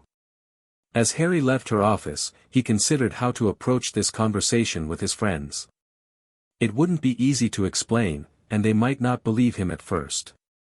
But the alternative, continuing to hide such a significant part of himself, felt increasingly dishonest. He found them in a common room, Ron playing chess against Seamus while Hermione read a massive tome on ancient runes. Hey, he said, dropping into a chair beside them. Can we talk somewhere private? It's important. They exchanged curious glances but agreed readily. Harry led them to his private practice room, unlocking it with the brass key McGonagall had given him. What is this place? Hermione asked, looking around at the training dummies and bookshelves.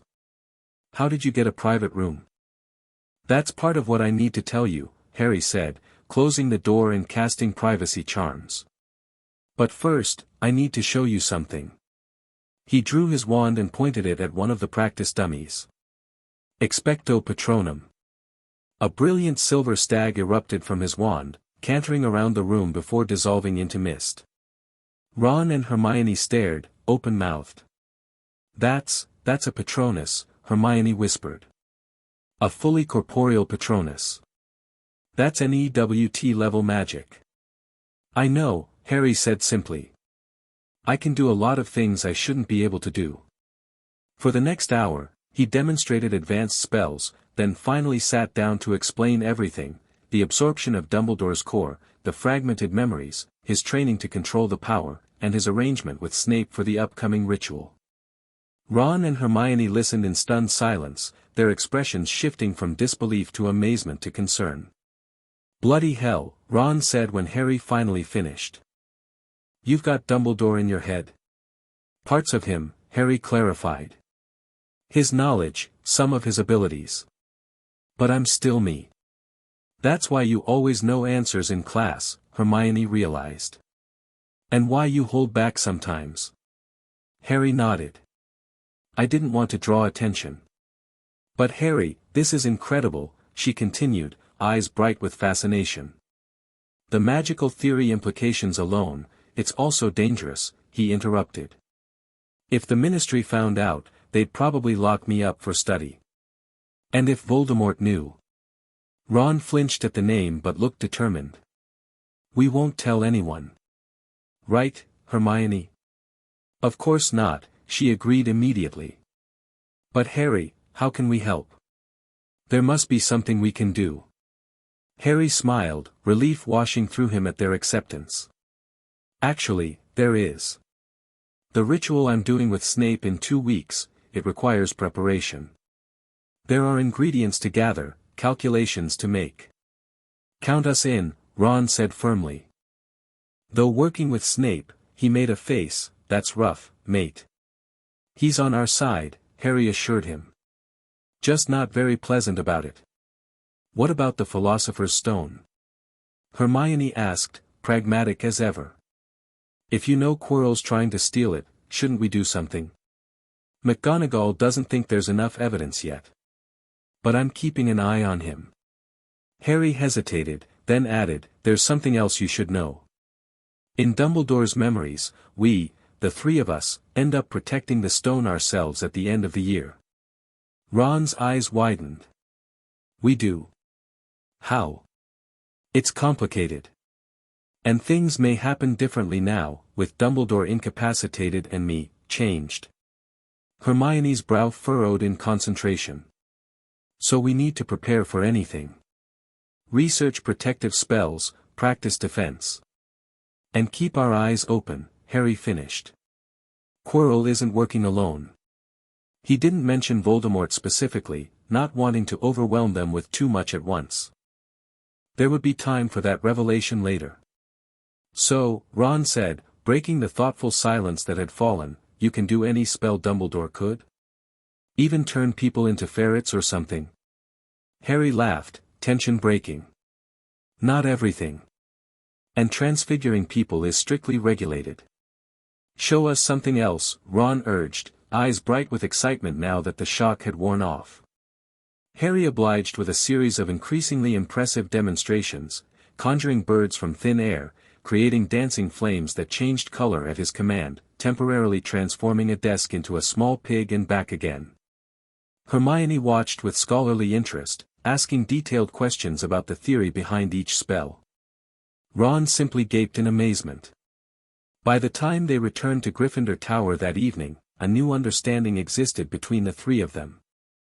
Harry felt lighter having shared his secret, and both Ron and Hermione seemed to walk taller, entrusted with knowledge no other students possessed. This doesn't change anything, Harry told them as they reached the portrait hole. I'm still just Harry.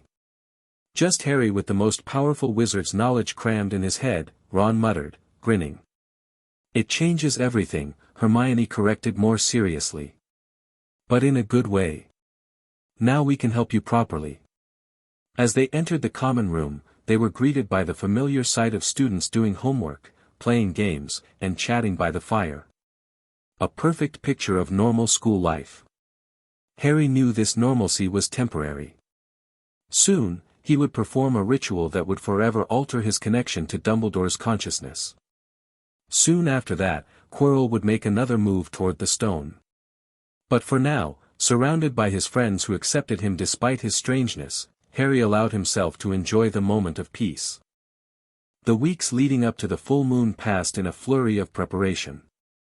Harry, Ron, and Hermione spent every free moment gathering ingredients for the ritual, studying the procedure, and practicing the required spellwork. Snape proved unexpectedly helpful, providing rare potion components from his personal stores and correcting their translation of the ancient ritual text. Though he remained cold and sarcastic, especially toward Ron and Hermione, his expertise proved invaluable. Your pronunciation is atrocious, Weasley, he sneered during one practice session. The second syllable is emphasized, not the first. Ron flushed but adjusted his recitation. Hermione, meanwhile, had impressed even Snape with her meticulous preparation of the ritual space, drawing precise geometric patterns using silver powder and crushed moonstone. The night of the full moon arrived clear and cold. Harry met his friends and Snape in the practice room at 11, his stomach churning with anticipation and nerves.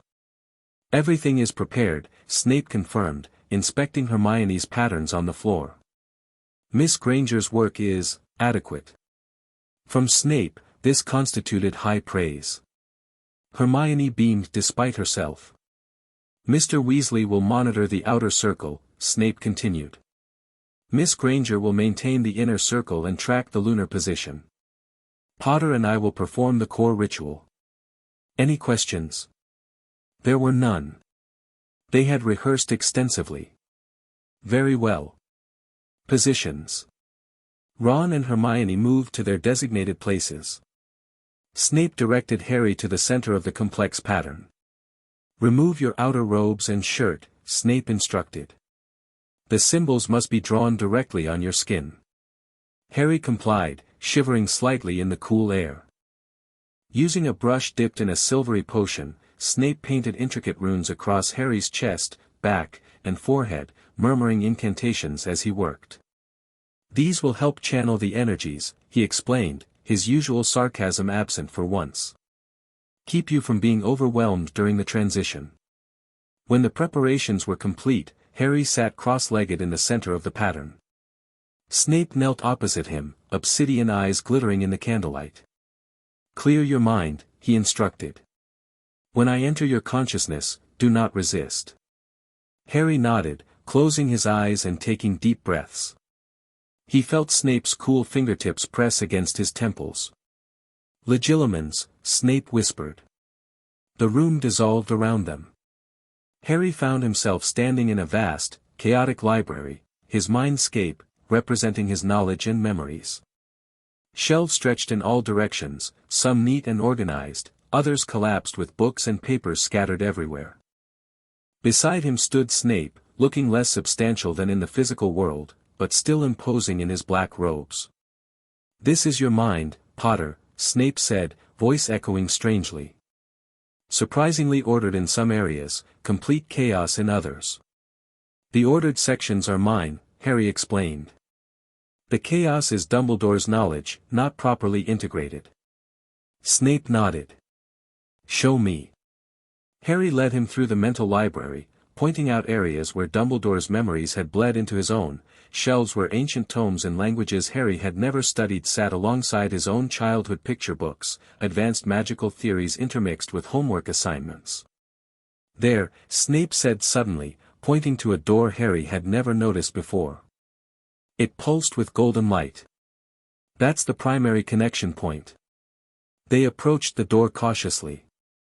As they neared it, Harry felt a familiar presence stirring in his mind. He's becoming aware of us, Harry whispered. Dumbledore. Or what's left of him. Snape drew his mental representation of his wand. Open it. Harry reached for the handle. The door swung open to reveal not another room, but a swirling vortex of golden light and fragmented memories. Within the chaos, a figure began to form, tall, silver-bearded, familiar. Albus, Snape breathed, an unfamiliar emotion cracking his voice. The Dumbledore figure wasn't fully formed, more impression than substance, but his eyes, the same twinkling blue Harry remembered, focused on them with recognition. Severus, the figure said, voice distant yet clear. And Harry. At last. Headmaster, Harry said. We're trying to stabilize the connection between us. To organize your memories within my mind. A wise precaution, Dumbledore agreed. My consciousness is fragmenting. Without structure, I will eventually dissolve entirely into your psyche, Harry. Would that be bad? Harry asked uncertainly. For both of us, yes. You would lose yourself to my stronger personality, and I would lose the coherence that makes me who I am. Neither outcome is desirable. Snape stepped forward. The ritual will create partitions, Albus. Allow Potter to access your knowledge without being overwhelmed by your consciousness. Dumbledore nodded. You must act quickly. I cannot maintain this coherence for long. As if to emphasize his point, the figure flickered, parts of it dissolving into swirling mist before reforming.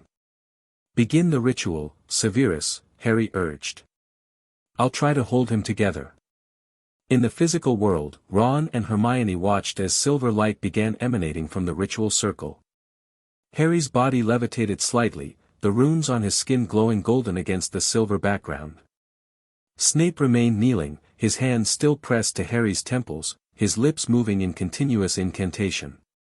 The moon's at apex, Hermione called, checking her charts. Beginning phase 2. She began her own chant, sprinkling crushed crystals along the inner circle. The silver light intensified. Ron, monitoring the outer boundary, felt magic building like static electricity in the air. Power levels rising, he reported, reciting the phrases Snape had taught him. Containment holding.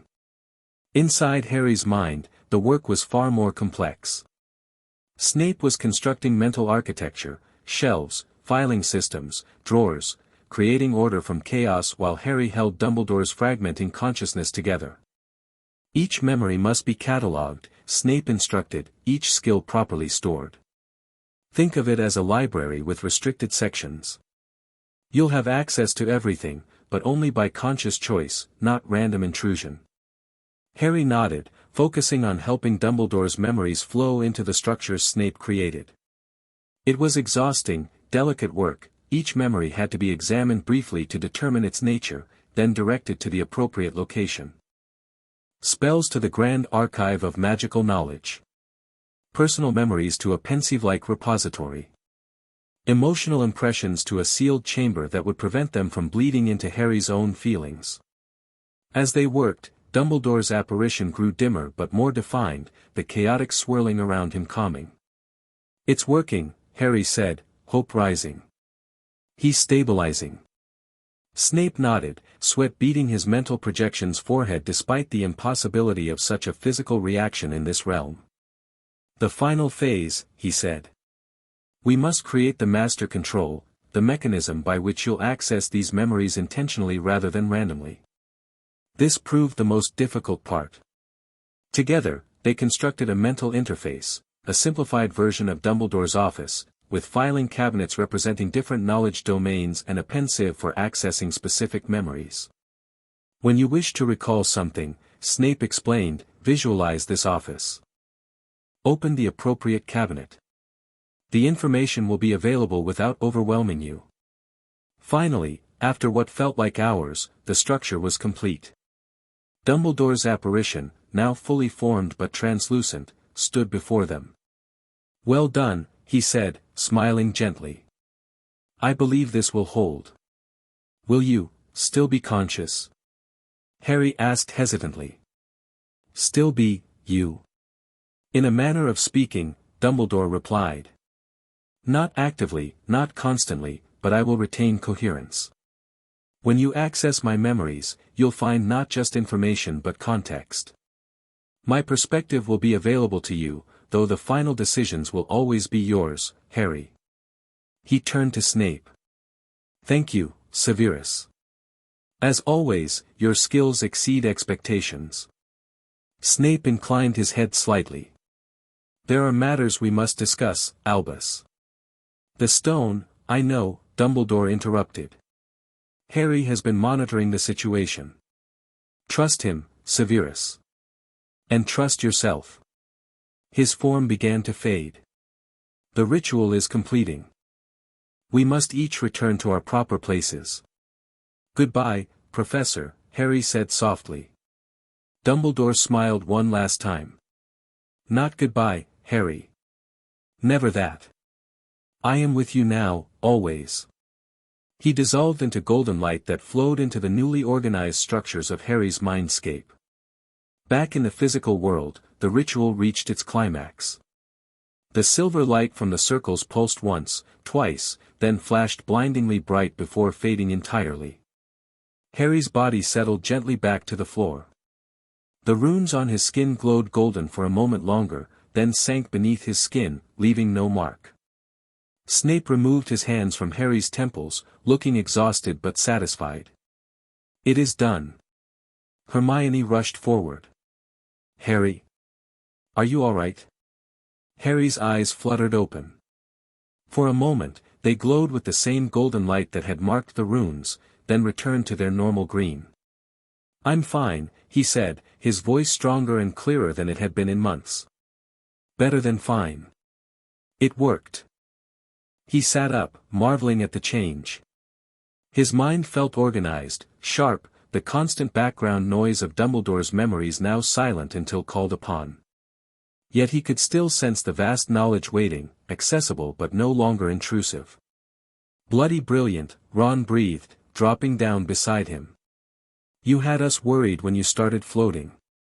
"A common side effect of consciousness realignment," Snape said dismissively, though he looked paler than usual as he stood. The ritual was successful.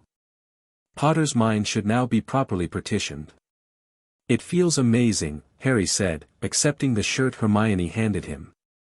"Like having a library card instead of carrying all the books at once." Snape nodded. "An apt analogy.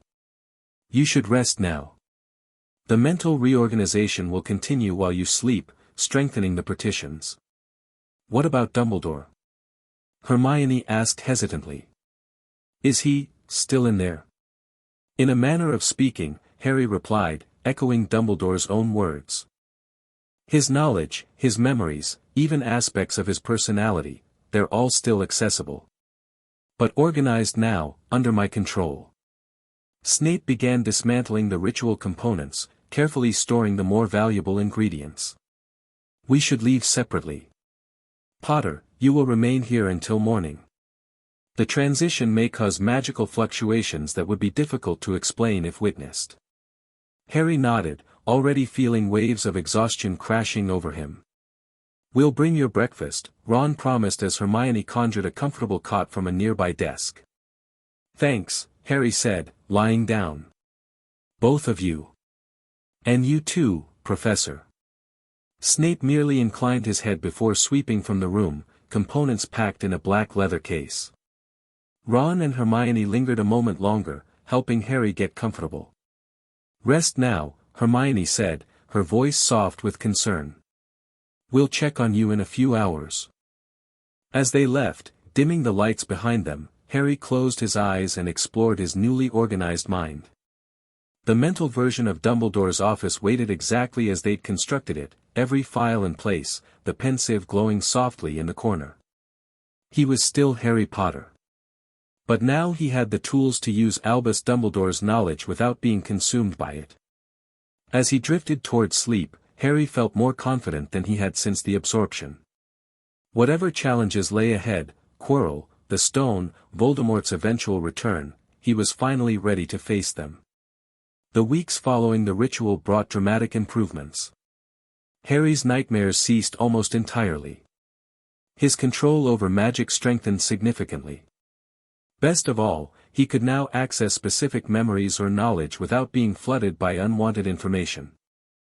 In classes, he maintained his strategy of controlled competence, performing well but rarely exceptionally, except in potions where Snape now expected his true capabilities. To Harry's surprise, demonstrating his actual skill level didn't draw as much attention as he'd feared. Most students attributed his sudden improvement to extra tutoring. "Snape's actually being almost decent to you," Ron remarked after one potions class where Harry had brewed a perfect forgetfulness potion. "It's unnerving. He understands me better now," Harry explained as they climbed the stairs from the dungeons. "And I think he respects that I'm trying to use this knowledge responsibly." "Still weird," Ron muttered. December arrived with a blanket of snow over the grounds. Students signed up to stay at Hogwarts for Christmas, Harry among them.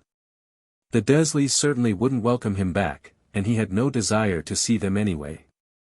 To his delight, Ron and his brothers would be staying too, as their parents were visiting Charlie in Romania. One afternoon, the trio encountered Hagrid dragging an enormous fir tree into the Great Hall for Christmas decorations. They helped him set it up, then accepted his invitation to visit his hut for tea. "How's Fluffy?" Harry asked casually once they were settled around Hagrid's table. Hagrid dropped his teapot with a crash. "How do you know about Fluffy?" "I've heard things," Harry said vaguely. "Three-headed dog guarding a trapdoor on the third floor. Protecting something valuable." "Now, you forget about that," Hagrid said sternly, retrieving the teapot. "What Fluffy's guarding is strictly between Professor Dumbledore and Nicholas Flamel." He stopped abruptly, looking horrified. "I shouldn't have said that." "Forget I said that." "Nicholas Flamel?" Hermione repeated innocently, though Harry had already told her and Ron everything. "Who's that?" "Never you mind," Hagrid grumbled. I've said too much already. They left shortly after, Hagrid still fretting about his slip. As they trudged back through the snow toward the castle, Hermione nudged Harry. Are we still pretending to research Flamel? She whispered. Since you already know who he is. It's good cover, Harry replied quietly. Besides, there might be details in the library that even Dumbledore didn't know. Ron snorted. Doubt it. But at least it keeps Hermione happy to have research projects. She swatted his arm, but without real annoyance. Their friendship had solidified over the past weeks, especially since helping with the ritual. Ron had even started taking his studies more seriously, though he still complained constantly. That evening, Harry slipped away to the room of requirement. Since the ritual, he'd been working on a personal project, attempting to reverse engineer the process that had connected him to Dumbledore. If he understood the mechanism properly, he might be able to share magic rather than just absorb it. The implications were enormous, both for helping Dumbledore eventually recover and for his inevitable confrontation with Voldemort. The room provided exactly what he needed: advanced texts on magical theory, instruments for measuring magical resonance, and a practice area shielded against detection. Hours passed as Harry experimented, combining wand work with precise visualizations. Progress was slow but promising. By midnight, he had managed to channel a small portion of his magic into a prepared crystal, making it glow with the same golden light that characterized his own power.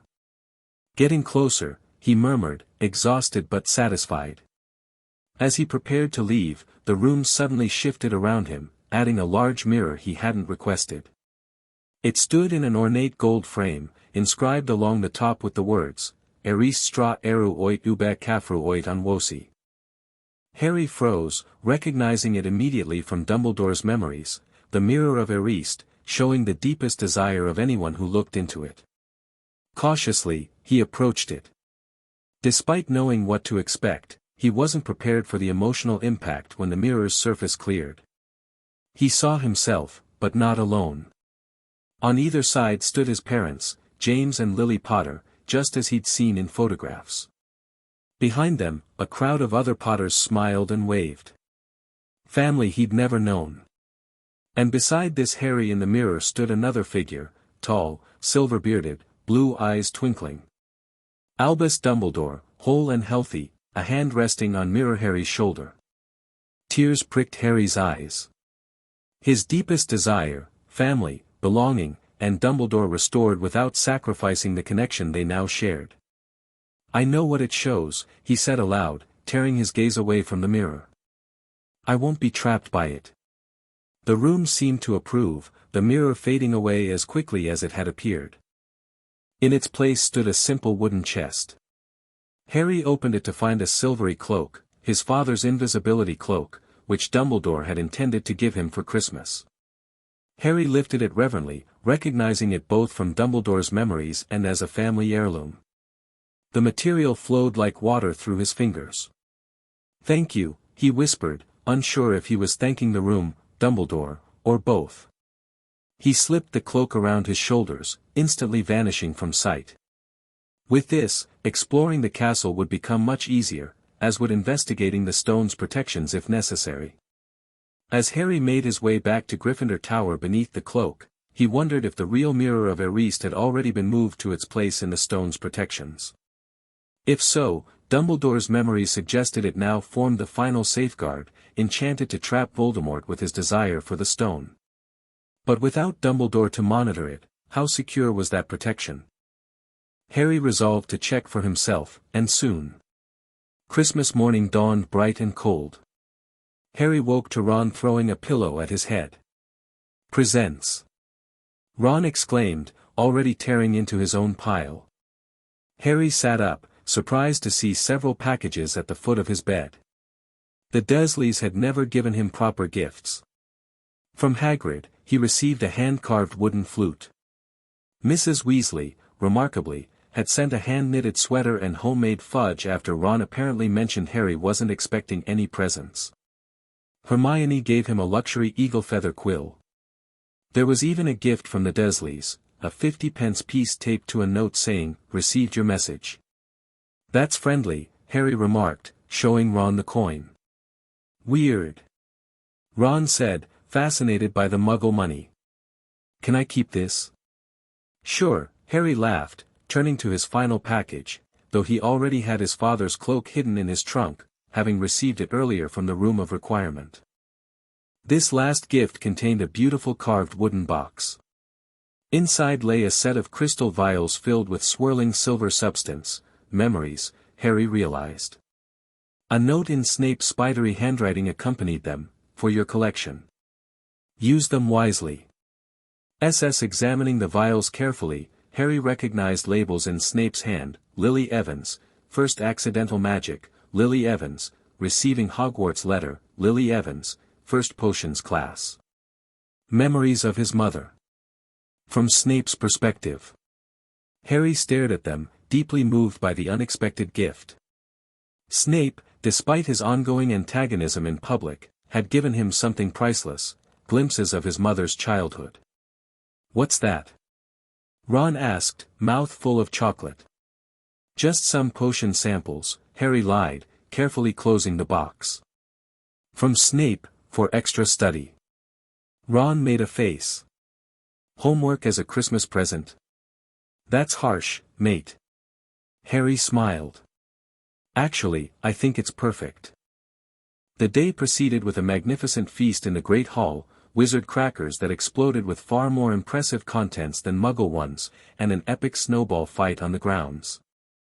That evening, exhausted but content, Harry finally found time to investigate the invisibility cloak properly.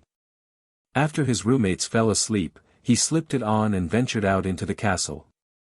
The freedom was exhilarating. He wandered corridors he'd never explored, found secret passages mentioned in Dumbledore's memories, and finally made his way to the third-floor corridor to check on the stone's protections. The door to Fluffy's chamber was locked but yielded to a simple Alohomora. Harry opened it just enough to peer inside. The massive three-headed dog slumbered fitfully, a charmed harp playing softly in the corner. Someone had recently been here. The trapdoor beneath one massive paw lay slightly ajar. Harry's heart raced. Someone, Quirrell, almost certainly, had already begun testing the defenses. He closed the door silently and continued his exploration, eventually finding himself in an unused classroom containing a familiar sight, the Mirror of Eriste, not yet moved to its final position in the stone's protection. Resisting the urge to gaze into it again, Harry returned to the dormitory, mind churning with plans. The next morning, he gathered Ron and Hermione in their practice room to share his discovery.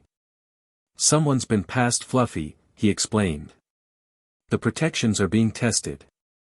Quirrell? Hermione asked. Almost certainly. Which means we need to accelerate our plans. Ron frowned. What plans, exactly? I thought we were just keeping watch. We need to check all the protections, Harry said. Make sure they're still functioning properly. And we need to be ready to move if Quirrell makes his play for the stone. Shouldn't we just tell McGonagall? Hermione suggested reasonably. I did, after seeing the open trapdoor. She's increasing security, but without proof that it's Quirrell. Harry shrugged. She can't act directly against a professor based solely on my suspicions. So what do we do? Ron asked. Harry pulled out a piece of parchment and began sketching the layout of the underground chambers. First, we prepare. I know what protections are in place, but we should practice countering each one. For the remainder of the holiday break, they devoted themselves to this preparation. Harry shared the specific challenges they would face: Devil's Snare, flying keys, a giant chess set, a logic puzzle with potions, and finally the mirror itself. They practiced relevant spells, studied the weaknesses of each obstacle, and developed contingency plans. The chess set will be your domain, Harry told Ron. You're better than any of us. Ron nodded, looking both nervous and proud at the responsibility. Hermione, you'll handle the logic puzzle. I'll deal with the Devil's Snare and flying keys. And the mirror? Hermione asked. That's tricky, Harry admitted. In Dumbledore's memories, only someone who wants to find the stone but not use it can retrieve it from the mirror. I think I qualify, but we won't know for sure until we're there. Their planning was interrupted one afternoon by an unexpected visitor. Harry opened the practice room door to find Draco Malfoy standing there, looking uncharacteristically uncertain. "Potter," he said stiffly. "I need to speak with you. Alone." Ron immediately stepped forward. "Whatever you have to say to Harry, you can say to us." Malfoy sneered. "This doesn't concern you, Weasley." "It's okay," Harry said, curiosity piqued. "Give us a minute, guys." Ron looked ready to argue, but Hermione pulled him back into the room, closing the door to give Harry and Malfoy privacy. "Well?" Harry prompted. "What's so important?" Malfoy glanced nervously up and down the corridor. "My father's coming to Hogwarts next week. For a meeting with the school governors. And this concerns me because he's asking questions about Dumbledore's absence. And about you." Malfoy's pale face looked troubled. "He's been getting reports about your abilities. Unusual skills for a first year." Harry kept his expression neutral. "I didn't realize I was interesting enough to warrant reports." "Don't play dumb, Potter. I've seen you in classes. You're holding back." Malfoy hesitated. "And my father isn't just curious. He's planning something." "Why are you telling me this, Draco?" The use of his first name visibly startled Malfoy. "I don't know," he admitted. "Maybe because, whatever my father's planning, it's not just about you. It could affect the whole school." Harry studied him carefully. In Dumbledore's memories, Draco Malfoy had been a bully who eventually found himself in over his head with the Death Eaters. Perhaps this Draco could take a different path. "I appreciate the warning," Harry said sincerely. "But I'm curious, why do you care what happens to the school? Or to me?" Malfoy looked uncomfortable. "I don't. I just..." He trailed off, then squared his shoulders. "My mother says a Malfoy should always have his own agenda, not just follow someone else's. Even my father's." Harry nodded, respecting the honesty. "Smart advice. If you learn anything specific about these plans, I'd appreciate knowing." "I'm not your spy, Potter," Malfoy snapped, but without his usual venom. After a moment, he added reluctantly, "But I'll keep my eyes open." With that, he turned and stalked away, the familiar arrogant swagger returning to his step. Harry rejoined Ron and Hermione, explaining the strange encounter. "Malfoy warned you?" Ron looked skeptical. "Must be a trap." "I don't think so," Harry said thoughtfully. He seemed genuinely concerned. "Not about me specifically, but about whatever his father is planning." "Lucius Malfoy is on the school board of governors," Hermione noted. "If he's suspicious about Dumbledore's absence and has heard rumors about Harry." "It complicates things," Harry agreed. "We'll need to accelerate our timeline.